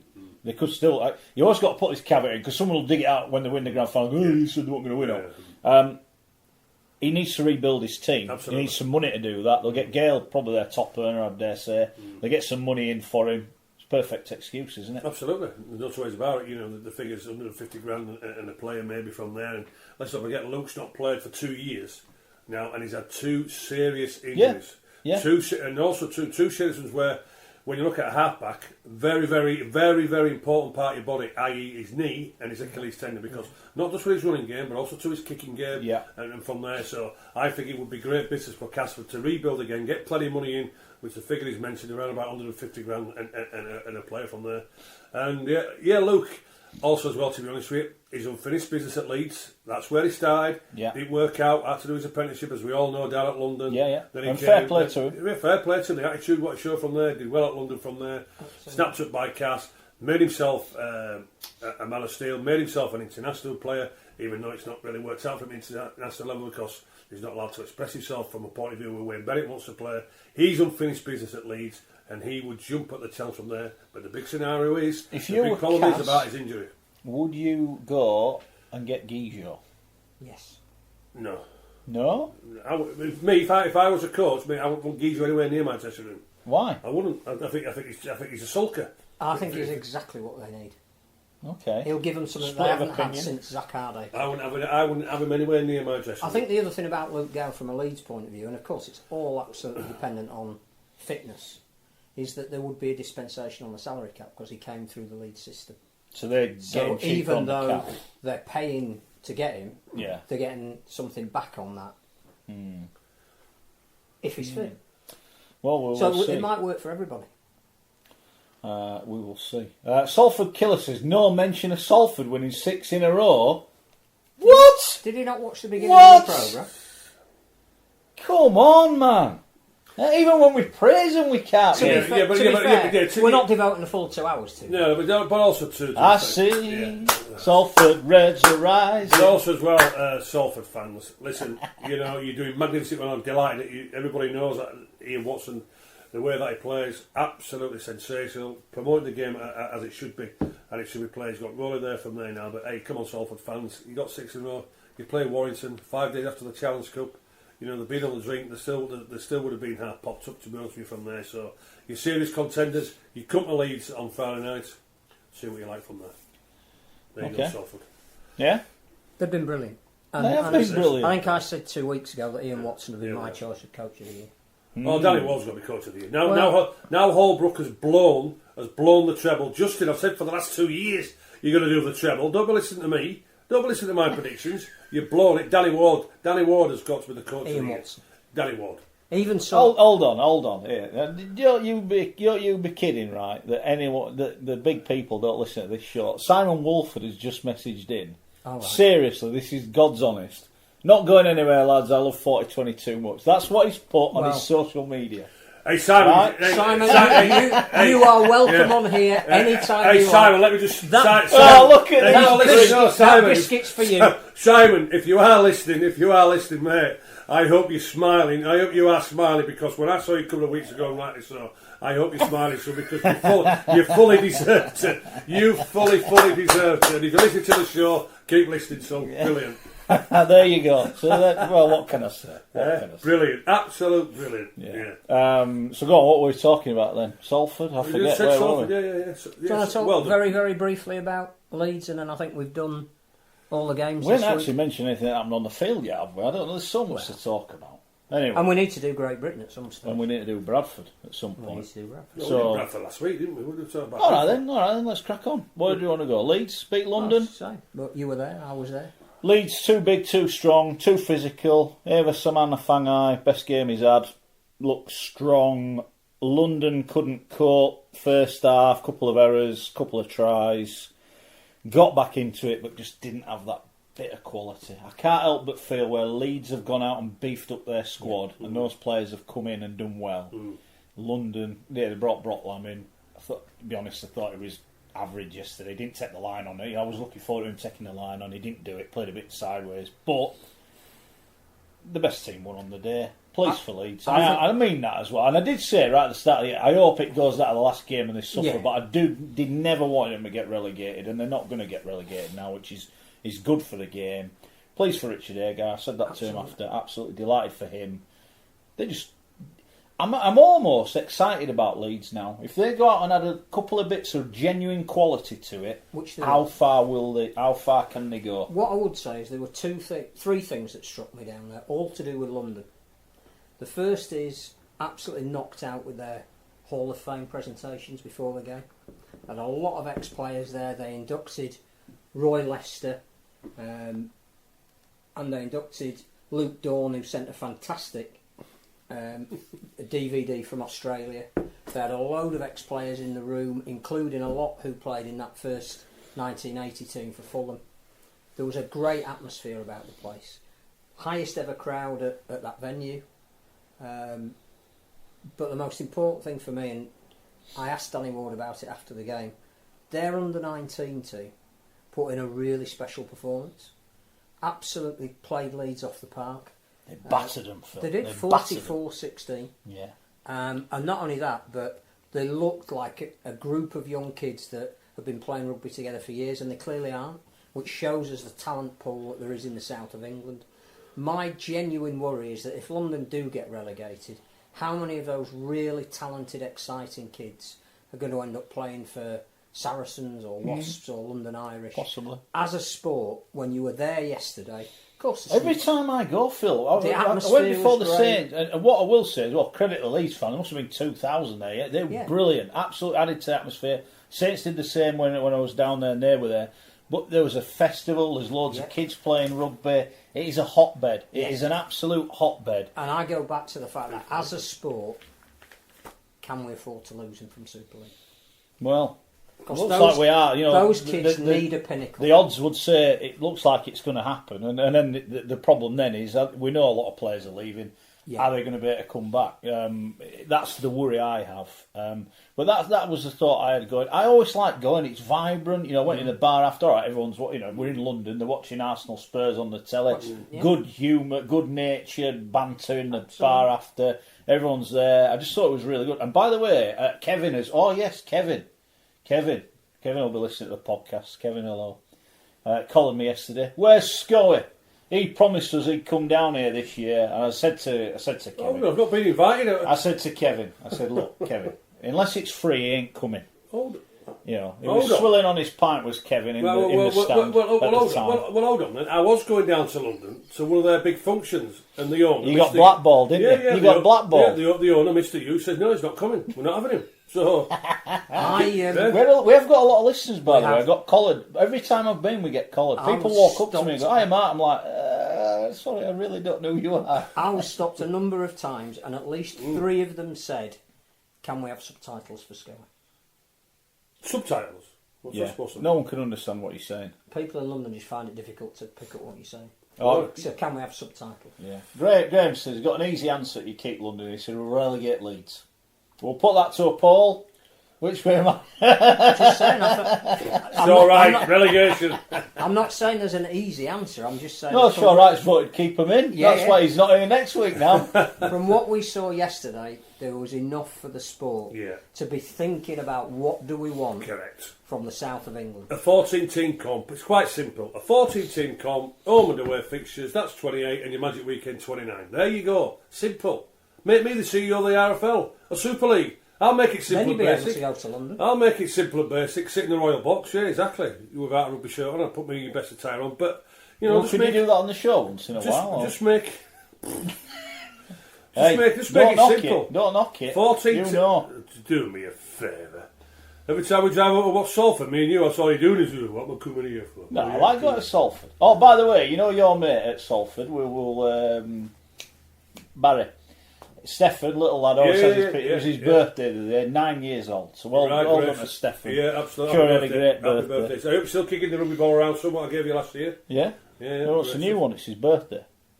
Better sort him one out. Well, next time I come to Salford, there's a new rugby ball for you. I hope he's having jelly and ice cream for his birthday. Yeah, lots of it. Like RSW today, that's what he's on apparently. Blue wickets.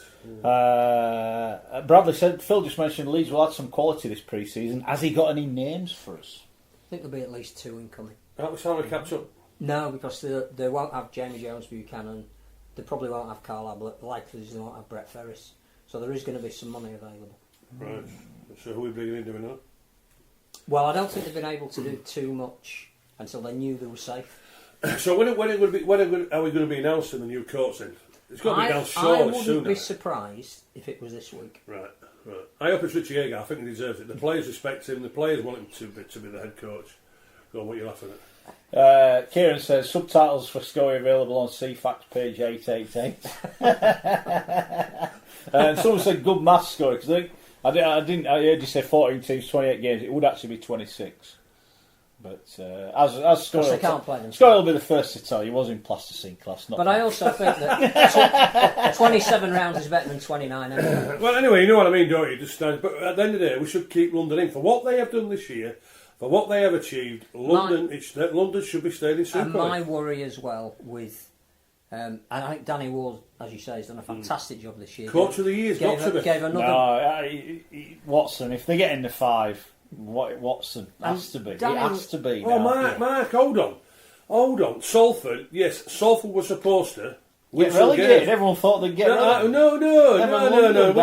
Everybody thought London wouldn't win a bloody game, never mind win 9 games. But you said halfway through the season that the Salford dressing room was in disarray. Yeah, and the you season, did. You give us some. I got hammered for that. Season was over. Don't be blaming me. I got it from a good source. I can announce my source. No, we know who Mrs. Salford is, don't we? But anyway, we know who Mrs. Salford is. Hey, listen, everybody was saying exactly the same. So to knit them together and make them into a top 5 team. Are you going to apologise to Salford then? What for? For saying that their dressing room were in disarray and clearly it's I not. didn't say it, you said it. No, I did not. No. You said it, not me. I was only told it was, and I told you when you announced it. Well, a lot of people don't want London to go down. Exactly. Interesting yesterday, and this is a good point, and again we talk about fans not going to Wembley. It was week after Wembley. Must have been 2,000. Certainly 1,500 Leeds fans there yesterday. Saints took a boatload, Warren took over 1,000. Yeah. So fans are making the trip. It's not a cheap day out, you know. No, it's a great atmosphere. I recommend going. Yeah. But it's not a cheap day out. No, it's so not. again, you know, but if the fans are all travelling down by bus, you know, the bus. Wasn't that many buses? 30 quid on the bus. Yeah, well, that's not bad. What's London there back? London there back for petrol's what 65, 70 quid? Is it? Do you know what I mean? It's 5-6 quid a pint. Oh, I'm not going then. 5 or 6 quid a pint. I'm not going. If anybody give me hospitality, I'll come down. We have to decide not to waste the investment that we put in. And what struck me going to London for the first time this year, apart from the fact there's some fabulous people down there who are as big an advocates of rugby league as anybody who supports Bradford or Featherstone or Lee, and they're evangelists about the sport as well. That there is so much potential. As we drove into the ground, I think I mentioned it to you earlier, there was a tournament being played 1.5 miles down from turning left to go into Ealing. That was the Schoey Championships, KHO. Never heard of it. So we looked it up when we got there, and it's one of the ancient tag competitions, a bit like British Bulldog, but it's played in the Indian subcontinent. It was a field absolutely full of young Asian kids having the time of their lives, and all their parents there, and it looked very competitive. They looked really fit. And down the road, 1.5 miles away, was a rugby league game. We need to find a way of harnessing this, and the potential is there that isn't anywhere else in the sport. And if we're serious about it, let's keep London in Super League. Yeah, the problem is though, it's too late now because all the players that they had, this super side that they've got, this is the problem. They're all leaving. This is the problem. And that is the problem. They're going to be like Huddersfield Town when they say that everyone was great, and then the year after never won again. If they stay up this year, they lose the 5. I mean, we heard the Player of the Year announcements. I think that the supporters club did after the game yesterday, and Player of the Year was Jordan Abdul. Well, he won't be there next year. I can't remember who the young Player of the Year is, but again, he wasn't going to be there next year either. Yeah. So Danny Ward, who I think will stay because he loves living in London, he's got to rebuild from nothing. Yeah, it's going to be tough. And he had a group of players that had played together in a championship that had a point to prove, and he got the very best out of them. They won't have a point to prove next year. Yeah. Let's have a look. It might be £5 a pint, but you know how much it's for a Blue Wicked. Sure, right, won't there? He won't there. 14 teams in Super League, topped up from the Championship, nobody relegated. 15 in the Championship, says Nicholas. You can't help but feel it's the right thing to do, but it's going to, typical bloody rugby league, it'll be done too late. But also... But I'd say that if London had a loss every week, we'd be saying, oh, get him out. But they haven't, so that's changed exactly, the dynamic. Exactly. But how do you bring about the change like that might even help with the next television deal if you've got two different governing bodies that want two different things? Yeah, exactly. So keep your messages coming in. David loved the trip to London on Sunday and the Wembley. He went to Wembley as well. Drove down yesterday, parked in the ground, back home by 9. Great day for all of us. Have we discussed the Ladies' League games? No, we haven't. No, you'll have to do that, Phil. You'll have to be Richard. Yeah, Rich does it. Richard is banned, by the way. He's banned this week. We're considering his future. That's all I'm saying. He's committed a crime nearly as heinous as Eamon McManus. Oh, has he? By the way, being asked on social media, would you keep James Donaldson his contract up? I got asked yesterday on the radio. I would do. I mean, they are going to need second rowers, and he's not lacking in effort. He's got to be value for money, hasn't he, for what they're paying him? I would have thought. So would you keep You need a squad of 25, and so on that basis, I probably would. You, Schoey? Donaldson? No. I think if Stevie Ward's fit next year, who knows? Steve Ward was in the Great Britain squad. Yep, and Yeah. was wearing one tight yesterday. Yes, he was. Come Stevie on, give Ward's us still in the Great give us Britain the squad. He's not played all results. season.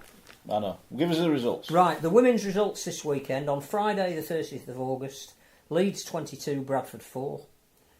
Wigan 52, Wakefield 6. York 0, St Helens 56. That is in the Super League, and what that means is... Hold on, you haven't read the Cass one out. You haven't read the Cass Oh, one out. sorry, Come there's a on, report Phil. from Cass. Come on. Cass 74, Featherstone 8. Yeah. So it wasn't in the results. No. Table, Cass top of the league, 11 out of 11. Saints second, probably the only team that can catch them, 10 out of 11. Leeds third, Wigan fourth. Likelihood is that they'll be the top four when the playoffs come around. In the Championship, Barrow 44, Huddersfield 12. Warrington 54, Alton 0. Fixtures this weekend. I don't think there are any other this week. Is it a week off? Yeah, no, here we are. Oh, St Helens Leeds on Sunday at 2 o'clock. Big game, that. Wakefield Cass at 1 o'clock. Wigan Bradford at 2 o'clock, and that'll be Bradford's last chance of breaking. Well, they've got to win, haven't they? The Bulls have got to win that, or they can't make. I think there's only 3 rounds left, so if they don't win, they can't make the 4. And York against Featherstone. Good stuff. Should be some decent games. Actually, quite evenly matched games there. If you look at the table, I think it's pretty much Worth watching. They're playing in order, if you like, aren't they? Yes. So yeah, good. Yes. Apart from Wakefield and Castleford. Yeah, apart from that one. Yeah. Well, we'll see. Right, let's have a look. Who will Shaw Wright support when Wakefield and Leeds meet in the Women's Super League? Well, I can't I possibly think it's comment. a question that needs asking. Well, with his behaviour this weekend. I'm just, anyway. Keep your messages coming in. We've got to talk Great Britain, haven't we? Yep. We've got to talk Great Britain. Let me get the squad up, and then we can go through it. It is only the train-on squad, so it doesn't include any NRL players. We must make that it's going to be cut perfectly clear. to 24 with the NRL players still included, so the bulk of this squad will not be going out there. This is just a chance to get them together, start their preparation, but there's at least 8 or 9 playing in the NRL who will be straight in. If it's cutting from 29 to 24, then I think a lot of these players will select themselves, and there's some fringe guys who will drop out. Yeah, 5 new names then, or players from outside the England performance squad that have been brought in. Saints, Lachlan Coote, Morgan Knowles, who played for Scotland and Wales. Joe Philbin's come in. I think that's well earned for Philbin. I think he's been, I've said it for the last 2 years, I think he's one of the most improved forwards in the game. He played for Ireland at the World Cup, and plus Josh Jones and Ash Hanley, who is now Super League's top try scorer, of course. We should mention that. We should also say that they'll be looking at an England side to play in the World Nines, and you might include somebody like an Ash Handley in that. So even if he doesn't go on tour with Great Britain, it's getting a squad of players together, some of whom will spin off to Sydney and some of whom will play for Matty Lees would have been included. He's injured, as are Tom Johnson and Luke Gale, so they would have been in had they been fit. Warrington's Ben Curry is not considered to allow him to have full off season after recent injury problems. Sean O'Loughlin is included. So let me give you the squad then, Schoey. Truman, Watts of Cass, Tompkins, Catalans, Jermaine McGilvray at Huddersfield, Jake Connor, Jamie Shaw, Scott Taylor at Hull, Ash Hanley and Stevie Orr from Leeds, Lomax, Makinson, Percival, Roby, Thompson, Walmsley and Knowles of St Helens, as is Lachlan Coote, Josh Jones of Salford, Reece Lynn, Wakefield, Blake Austin of Warrington, Josh Charnley, Darryl Clark, Chris Hill, Jack Hughes, Joe Philbin, Stephen Ratchford, and then we've got Gildart, O'Loughlin and Williams. Pretty strong squad, Schoey. Are you listening or have you tuned out? No, listen, yeah. So what do you make of Blake Austin being in then? Are we going to get an answer on that, or is that he was in the England squad? He's going to be in this I've said it before, and I'm just repeating myself. I don't want any Australians in a Great Britain or England setup. Simple as that. Okay. Lachlan Coote took a financial pay cut to come over and play for Scotland in the World Cup. He is as committed to the Bravehearts as any player. He is therefore eligible to play for Great Britain. So I don't have a problem with that at all. I think the only player that I think can feel a little bit unlucky is maybe Regan Grace. Yes. Who every time I see him, he's an excitement machine.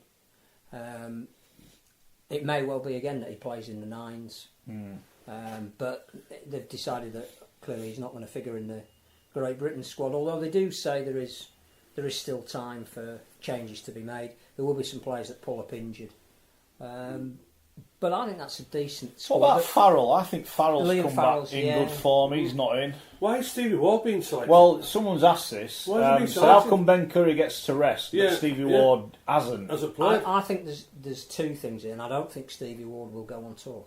I think at the moment they're keeping together the core of the players that have turned up at all the England, Great Britain training sessions. I think he will play Friday, and if he comes through that, he'll play the following week. But he won't have enough rugby under his belt to go on tour. But part of what they're doing, I'm led to believe, is looking to the 2021 World Cup.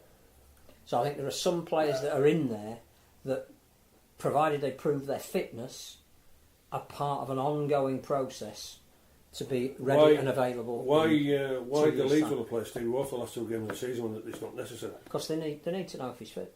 Well, we've been getting told he's been playing for the last few weeks. I think he's ready.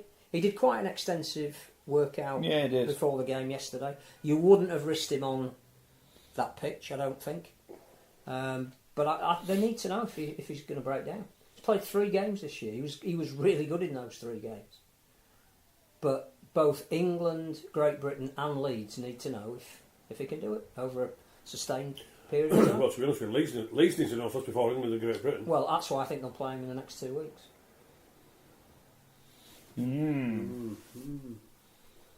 But some of those players may not go on the tour this year, but they will be part of the World Cup.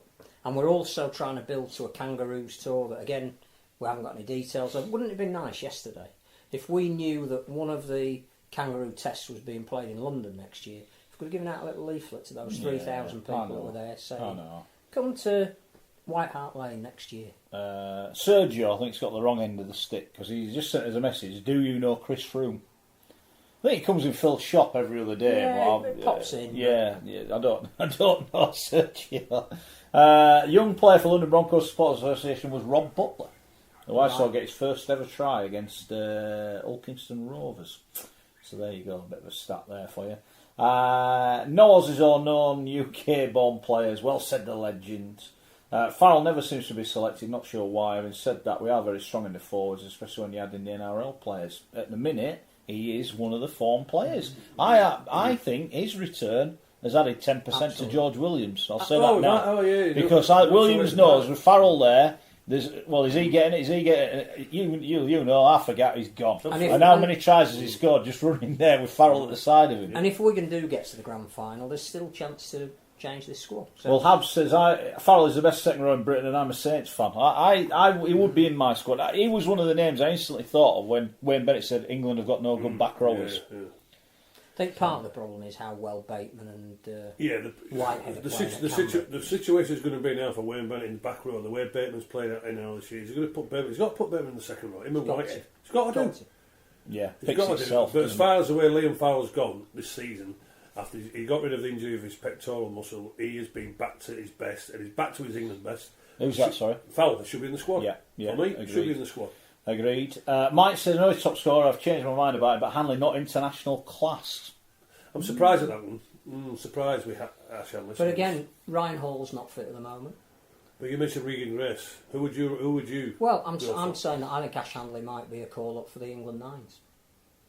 Because Tom Johnson would have been, but he's not fit. Yeah. So We have got a lot of great wingers. I don't think you can argue. We've got some good quality outside backs. Again, it's a half back. Can I ask a question now, Levels? Is he very unlucky? No, he's playing pretty well, isn't he? Yeah. Is he unlucky not to be on the list? I think the one thing I would say in Hanley's defence is to be the leading try scorer in a competition where your team have been at the bottom for virtually every week. You must have something. Not and all you know of what that, about not Hanley all as of well. that was to do with Conrad Hurrell because he missed a few games. No, well, I was going to make that point. I know Hurrell created his try yesterday, even though he was injured at the time, but I'd have thought he'd have got a load of... I know he's got some tries off Hurrell, but I thought he'd got more than he has done. And you've got to bear in mind as well, they've been playing one half back there. Yeah, they have been playing one half back until Lewis come in. Fair enough. Tim says, is Hardacre paying for past sins, or is he really no better than Jamie Shaw? I don't think Jamie Shaw will make the final 24. I don't think he's good enough ball in hand. Who? Would you pick Hardacre now, Gary, or not? Has he served his time? I would. You would pick him. He's done his time. He's served his... Yeah. He's getting back certainly playing back well to his England best. I know, everybody knows my feelings certainly from a Jugs point of view, but he served his time and this sort of thing. But as far as form goes, he should be picked. There's no two ways about it. Yeah. I think it adds an interesting dimension to the playoffs. So I think there will be some players who know that if they play really well and this squad is being reassessed, there is still a chance for them to get in it. Yeah. Or drop out of it. I don't know who that is. Says about London, not had a permanent home ground to play at for 35 years. Now we're at a ground where Trailfinders want us there, and they will develop the ground next season for both Ealing and for London Broncos. So great news. That is good news, hopefully for them. Hopefully they'll do it wherever London are playing, because that is another reason why I think you've got to give a club long enough to develop. Yeah. Because someone said they've had 35 years, but but I think the making of London now was when they got relegated, because it allowed them then to try and start building rather than worrying about not getting relegated. But as our correspondent said there, they've been nomads for most of that 35 years. They now actually maybe have a base. Yeah. David said, Schoey, what are the benefits of being called up for a training squad knowing that you will not get a spot on the tour? Well, that never probably happened to you, did it? But, Well, to be honest with you, we didn't have gatherings because back in our day we played a little bit more test matches, to be honest with you. So these they don't do any training. They just meet up and have a coffee and all this sort. They don't do anything. It's just a matter of a bit of team bonding, to be honest with you, from there. So... well, Chris said they should have England against England nights. I think you've said this. Possibles against probables, and let them rip in. That's the way it should be. Let them rip in, and let's have a 3-game series. Yeah. That's what we should be having. The problem with that is that the Super League clubs control the players, and the international game is run by the RFL.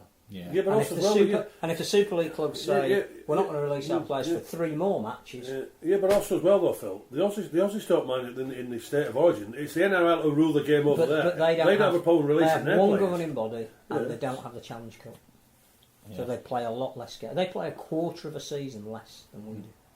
Andy says Hardacre, Coote, Lomax, Ratford, Tompkins, Shaw, who would play at full-back. Michael said, blimey, I'm agreeing with Schoey. Hardacre should be in the train on. Noel said Hanley's current form justifies selection. I've got no issue with him being in. I think he's playing really well. And both Luke and Paul said that Evans should be in instead of Jamie Shaw. I find that hard to disagree with that. I wouldn't disagree, to be honest with you. There's too many mistakes in Jamie Shaw for me. Yeah. And at I times think goes he's across a the field. great runner out of dummy half, sometimes. but he's limited. So keep your messages coming in. Lots of you doing exactly that. We need to do the old predictions. What time? Oh gosh, 10 to 8. All right, we ain't going to mention the ball. You know what? We're not going to mention them. You went to Odsall yesterday and paid your money. Well done to you. I just wonder if the Bulls will be back. And that line, Ross Epperson, great article by the way on his Patreon page. If you don't subscribe to it, it might be worth having a look. It's only about 50p a week or something like that. Great article about the Bulls. Ross has done the beat. He knows the ins and outs of what's going on. He obviously spoke to some prominent people yesterday. Bulls paid the wages Friday, didn't pay the bonuses. Those will be getting paid out of the gate money. So if you went to the gate money, went and paid yesterday, chances are you're paying the players their bonus, so well done to you. And the worry is when they don't have any more home games Well, for exactly. the next 3 months, Exactly. how are they going to pay wages? Exactly. So there you go. And we've still not heard anything from the chairman, so... Lots of questions. You know, more questions than answers. Right.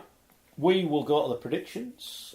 Feel free to tweet and Facebook and YouTube yours in. You're more than welcome. By the way, I to got 5 out of 6 last week. Did you? I did. Which one did you get wrong? Hull. Hull. Well, you told me earlier you went for Catalan, so you can't have got 5 out of 6. No, I went for OKR. I went for OKR, I think. Didn't I? He just said he went for Catalan. Yeah, and when I had my accumulator, like a right, okay. You know, like you do. Plonker. Like you do. Yeah. Exactly. Right, Castleford are taking on Hull. Thursday night, down at the Jungle. Yes. It is, well, if Cass don't win, they're not getting in unless they win 100-0 the week after at Wigan. Well, for these two sides, this is the most important game of the season. My big question is, who is going to be the cluelessest halfbacks, the Casford halfbacks, or the Hull halfbacks? Because what I saw on Friday night with Truman and Jamie Ellis, totally clueless. Didn't see the Hull halfbacks on Friday night, but you told me as well, Matt, that they were clueless. So that's where the game's going to be won or lost, because the Casford forwards and the rest of the players got themselves in brilliant field position, so they had no complaints of where they should have been on the field for the creativity. Hull themselves as well, Mark, you were saying as well, that good field position, but again, the halfbacks were clueless. So this then now, on Friday night, is going to be all about the creativity of the set of halfbacks. Whoever comes out on top of that, they're going to win the game. I don't have an issue with the forwards, the outside backs who do their jobs from there. And what I saw, certainly, of Truman and Ellis, well, I just can't see how Cass are going to score points. But you telling me that Hull were even worse. Oh, honestly, mate. Well, you're telling me even worse. Well, I'll tell you what, this might be a 0-0 draw, or maybe won by golden point. Drop goal after 1-0. You got 1-0 after 85 minutes. But boy, oh boy. Well, I don't. KPW's just said that 0-0. Well, I don't think there's going to be many points in this. I don't, and I think it's going to be a 2-point buffer. And I'm just going to go home advantage. I'm going to go Castleford by 2.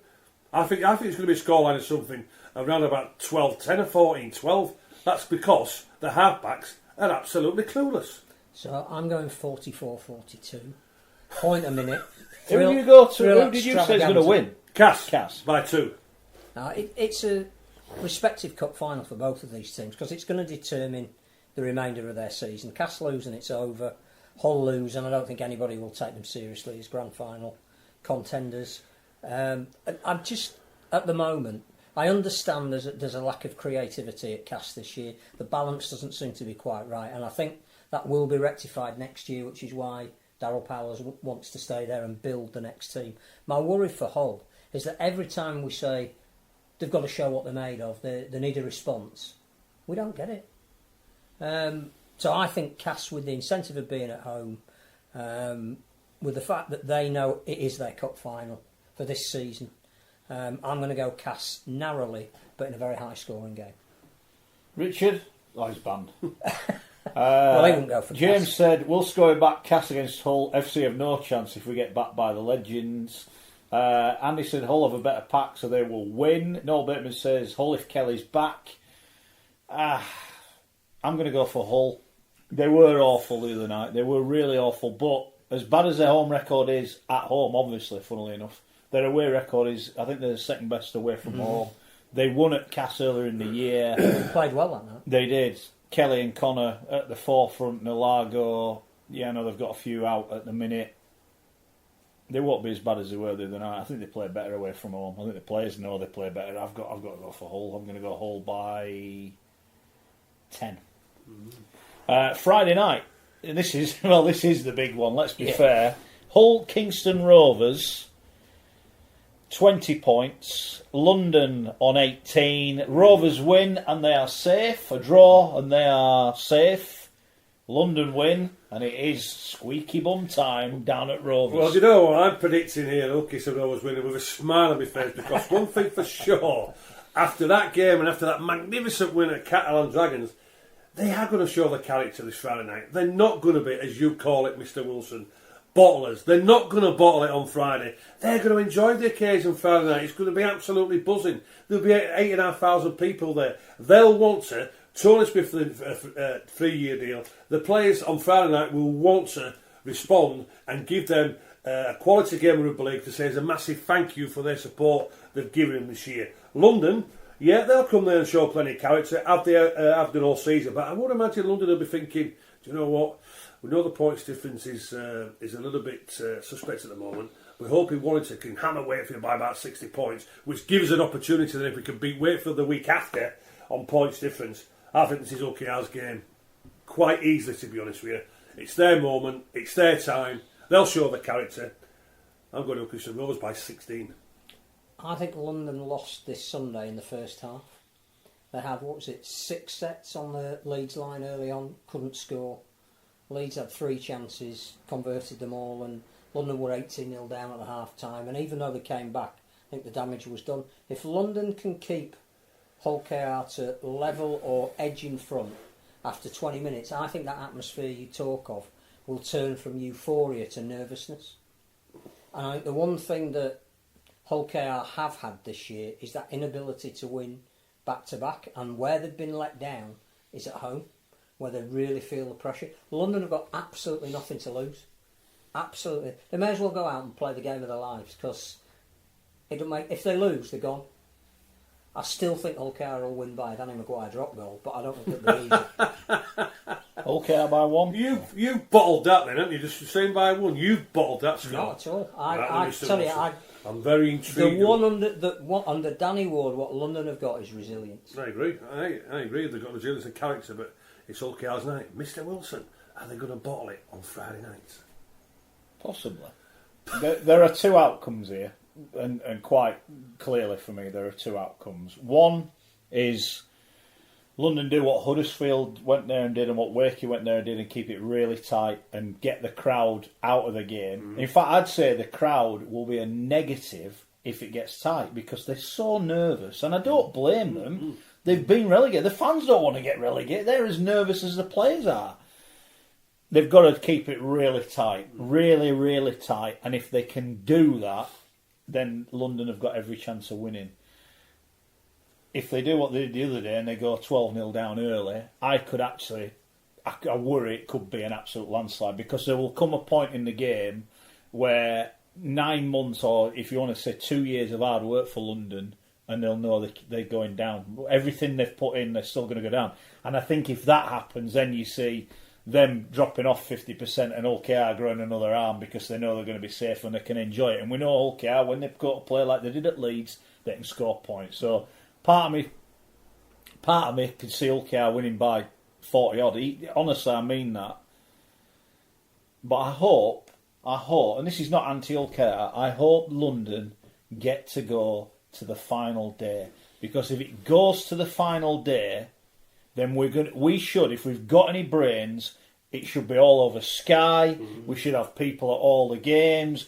They're going down or they're going down, and we really have to maximise this. So, do I think Hull KR can win? Of course I do. And I think if Hull KR do win, I think they'll win really easy. I'll say that now, because I just think London, I worry, can they get up? They couldn't do it last week. Can they do it this? I don't know. But I want London to win. I want London to win. I want them to get their final day out at Wakefield and see what happens. So I'm going to go London by 1. Leeds against Salford. Gary Schofield. Leeds are safe. Salford 6 wins on the bounce. Come on, the Red Devils. Well, do you know what you've got? I see Salford. Reds are rising. Well, one thing for sure. You'll all be singing it tomorrow when you'll sit the podcast. It's going to be a full moon on Friday nights. Full moon Friday night. You're going to be howling, are you? We're going to I tell you what, the Leeds players are going to be howling because they're safe. The Leeds fans are going to be howling with joy because they know we're safe. I think Leeds will put on a show on Friday night, because it has been a pressurised season due to the position we've been in all season. Salford played some good rugby league, but I just feel as though Leeds, the last 2 games, they're going to put a show on for all the fans. They're going to bring out the best in them. I'm going for Leeds to win. I'm going for Leeds to win by 14. Wow.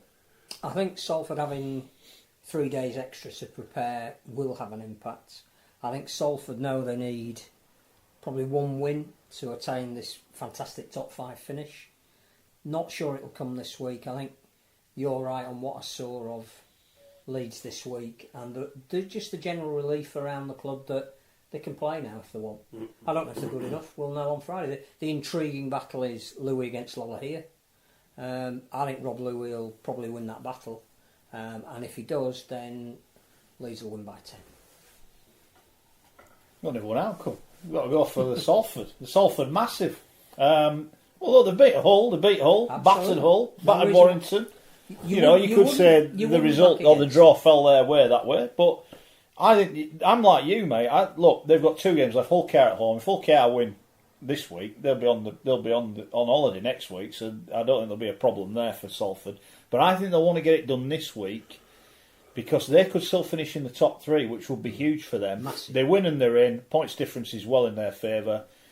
I've written Salford off too many times. I do genuinely taking my t-shirt off. I think there'll be a mental down. I get what you're saying about Leeds going and playing with freedom. I also think there'll be a few changes this week. I think there's a couple of battered bodies, and I think Richard Agar will pull them out. I'm not saying they're putting the queue on the rack, and Agar made a point of saying we will not do that. He was chasing Catalan. But whenever Leeds have played a good team, they have come up short. You have to say even in recent weeks when they've been playing well. So I think there'll be enough in it. I think Salford will win. I think it'll be Salford who'll win quite easily. I think they'll win by 14. Saints against Huddersfield. Now remember, Simon Wolford's watching, so be careful, legend. Be careful. Hey, well, do you know what? I'm delighted that Simon's got a smile back on his face, and he fully deserves it. Absolutely deserves it. And tell you what, after that victory last week at Hull, they could go there with plenty of confidence. And I guess it's quite simple this week in training. Do exactly what you did the week before prior to the Hull game. Go out there and express yourself. Go out there and enjoy yourself, and see what happens. St Helens, are they going to rest a few players? They know what they've done. Nobody can get anywhere near them from there, so will they rest a few players? Well, they don't forget, they will have the first week of the playoffs off.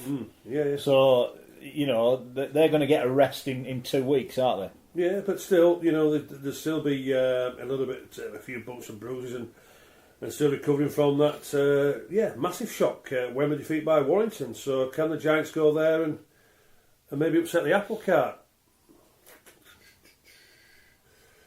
I think if they could show the creativity what Castleford didn't show the week before, I think there could be a surprise here. And I'm going to put even a bigger smile on Simon Wolford's face. Just because he's like Uncle Albert. Listen, I'm going. Oh, it's all right, Simon's not listening now. What are you really thinking? He's gone now. What are you thinking? This is a joke. You're winding me up. You're winding me up. Hey, listen, I'm the Del Boy of this show. You're Uncle Albert. You are Del. You're a plonker, exactly. I'll tell you what. I've got the Giants by 7. Lee Gaskell to rip Saints apart. Former Saints man. There you go. I think what Saints have learnt from losing the Challenge Cup is they've done the exact opposite this year to what they did last year. Last year they didn't rotate enough and it caught up with them. This year they probably haven't played some players enough going into the big game. So I think Holbrook will settle on what his best team is.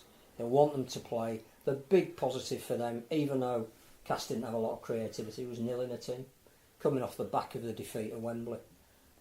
Last home game of the season for Saints. I can see him having a bit of fun and winning by 20. I don't think it'll make any difference to Huddersfield. They've got their eyes on Catalan the following week. Robert Hicks to be the ref. Huddersfield win by 64. We all know the outcome. Look, they tipped their guts in last week, Huddersfield, and got a thoroughly deserved win.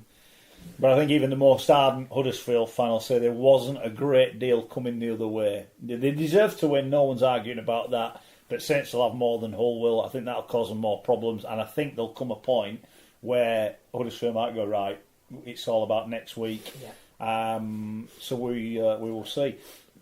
There's also the point you could make, game being on Friday, London could be 40-0 down at half-time, in which case Huddersfield are safe and they do have a go. So I'm going to say Saints. I'm going to say Saints by 16. I think they'll get it done. Warrington against Wakefield. Wakefield still need a win, Schoey, but then Warrington, 6 league defeats on the trot? They don't win. They potentially, if Cass win the night before, could still miss out. So, what do you reckon? They need to get back on the horse, and get back on the horse. I mean, on the Super League horse, don't they, to be honest with you, because as you've mentioned, 6 on the bounce from there, and even Stefan Raffer's been saying we need to get back to winning ways, and I think they will this week. And they know how important this game is from there. This is a performance of the 2 points, what will cement most probably the top 5 spot. Anyway, I don't think they'll get anywhere near second now the way that Wigan are playing, and I think this will be quite convincing for Warrington. I'm not having Wakefield. I'm not having them there off the minds on London. Now, I can't have Wakefield. I can't. And I didn't think they'd do anything this season anyway, even though with the signing of Danny Bruff, I said they'd finish 9th, and I'm not far off from there, to be honest with you. Not having Wakefield. I think Warrington will rip them apart. I'm going the Wolves by 32. I think the worry for Wakefield is they've been in this scenario before at Warrington and got hammered. Losing Bill Tupou is a massive blow. Chris Anakin, who's been playing well in the last couple of weeks, he's not going to play again this year. So again, I think they've lost Batcher as well for the season, I think. So Wakefield are really struggling in terms of resources. Like you were saying about Huddersfield going to Saints, whatever they do at Warrington, they're going to need to know at half time what's happening in Hull KR and London. If it goes their way, I can't see them winning at Warrington. If what they don't want to be doing is going into that last weekend in a winner-takes-all game. What do? Do you put all your eggs in the basket the week after and risk getting tucked up this week? I don't know. Their points difference is to the extent they can afford to do that. Yeah, and that's why I think Warrington will win, and probably win by 24, and that'll be enough to keep Wakefield up. Very good. I thought Wakey would give Wigan a game, and they did give them a game. In fairness, they just came up a little bit short at the end. I think this is one. He said to Chris Chester, "You don't have to play. Don't bother." I don't think he'd go. I genuinely don't. I think he'll take his chances next week. If he can't beat London for the third, they've lost twice already to him. If he can't beat them in 3 games, they deserve to get relegated. With likely and more than 120 points difference in their favour. So. Well, yeah, but the problem is if London did win this week, London would only need to beat Wakefield. The points difference won't even come into it. So, I think, respectfully, it's one eye on next week. They'll have a go. And I think if it goes the other way and London are get beat 40-0, I think Wakefield will chuck it in anyway. So I think I'm going Warrington. I think they'll win easy. I'll go 24. Warrington by 24. Last game, Wigan against the recently retired Catalans Dragons. Recently retired journeyman, pathetic Catalan Dragons, to be honest with you, from there. And I said last week, and the proof's in the pudding, the proof's in the performance. They've got the Factor 6 on, they've got the Keane Edwards out. And I say there's no joy for them at Wigan. Wigan will want to make sure that, yes, they hammer the Catalans on Friday night. Points falling against could still be important. They want to keep that winning run going, Wigan. This will be easy for Wigan because the Catalans are pathetic, useless, and can't care less about putting that jersey on. There's no purpose in their performance whatsoever. This is Wigan Warriors by 42. I don't know if it'll be 42, but I can't disagree with a single word of that. I don't know where Catalan are going. I think this year's been a write-off and a disaster compared to what it should have been. They need to make some really serious decisions about what they want to be as a club. Now, if they start doing that before the end of this season, might give them a lease of life. Can't see it. Adrian Lamb's saying and doing all the right things, getting Wigan up into second. He knows that you can't afford to drop a game like this in the run into the playoffs. Wigan by 30. Yeah. Catalans can't beat London at an Hull KR at home. They ain't going to go to Wigan and win. In fact, I'd be surprised if they even turn up, some of them. They've been an absolute disgrace. And Schoey and I keep going back. We watched them against Hull KR and we both said they're back. Wigan are back. This is a chance for them. They're well behind on points difference. All right, they've got 2 more points, but they play Cast next week. They won't want to just put the queue on the rack just yet. They're going to beef up their points difference this week. I'm going to go 52-6. I think they'll win by 46, Gary. I'm going to go a little bit more than you. I just see nothing coming back, and I think Wigan, on form, I think they're the grand final winners as it stands at the minute, and I think they will batter the Dragons. Right, that's it. We've done. Sincere thanks to everybody that's got. We've had loads of people getting involved, and I mean loads. A lot of new names. Thanks to everyone that's taken the time to do it. Share it, tell your mates. You can come here, like Phil said earlier. It's not a one-way street. We're not here to lecture anyone about rugby. We love it. We talk about it. We have a laugh talking about it. We want you to get stuck in. Even more so if we get it wrong. But rest assured, I won't be getting it wrong. Salford will win at Leeds this week. And Hull KR might just have to wait a bit longer for their apologies. Just as we finish your show then, if Hull KR do win on Monday, I want an apology next week to the Hull KR fans that they're not bottlers. I'll think about it. Download the podcast, how's you do, share it, retweet, whatever you can do to help us out, we do appreciate it. I'm going to try and turn everything off now. I might not do it correctly. If I don't, you might get a bit of bonus footage. We'll see you next week.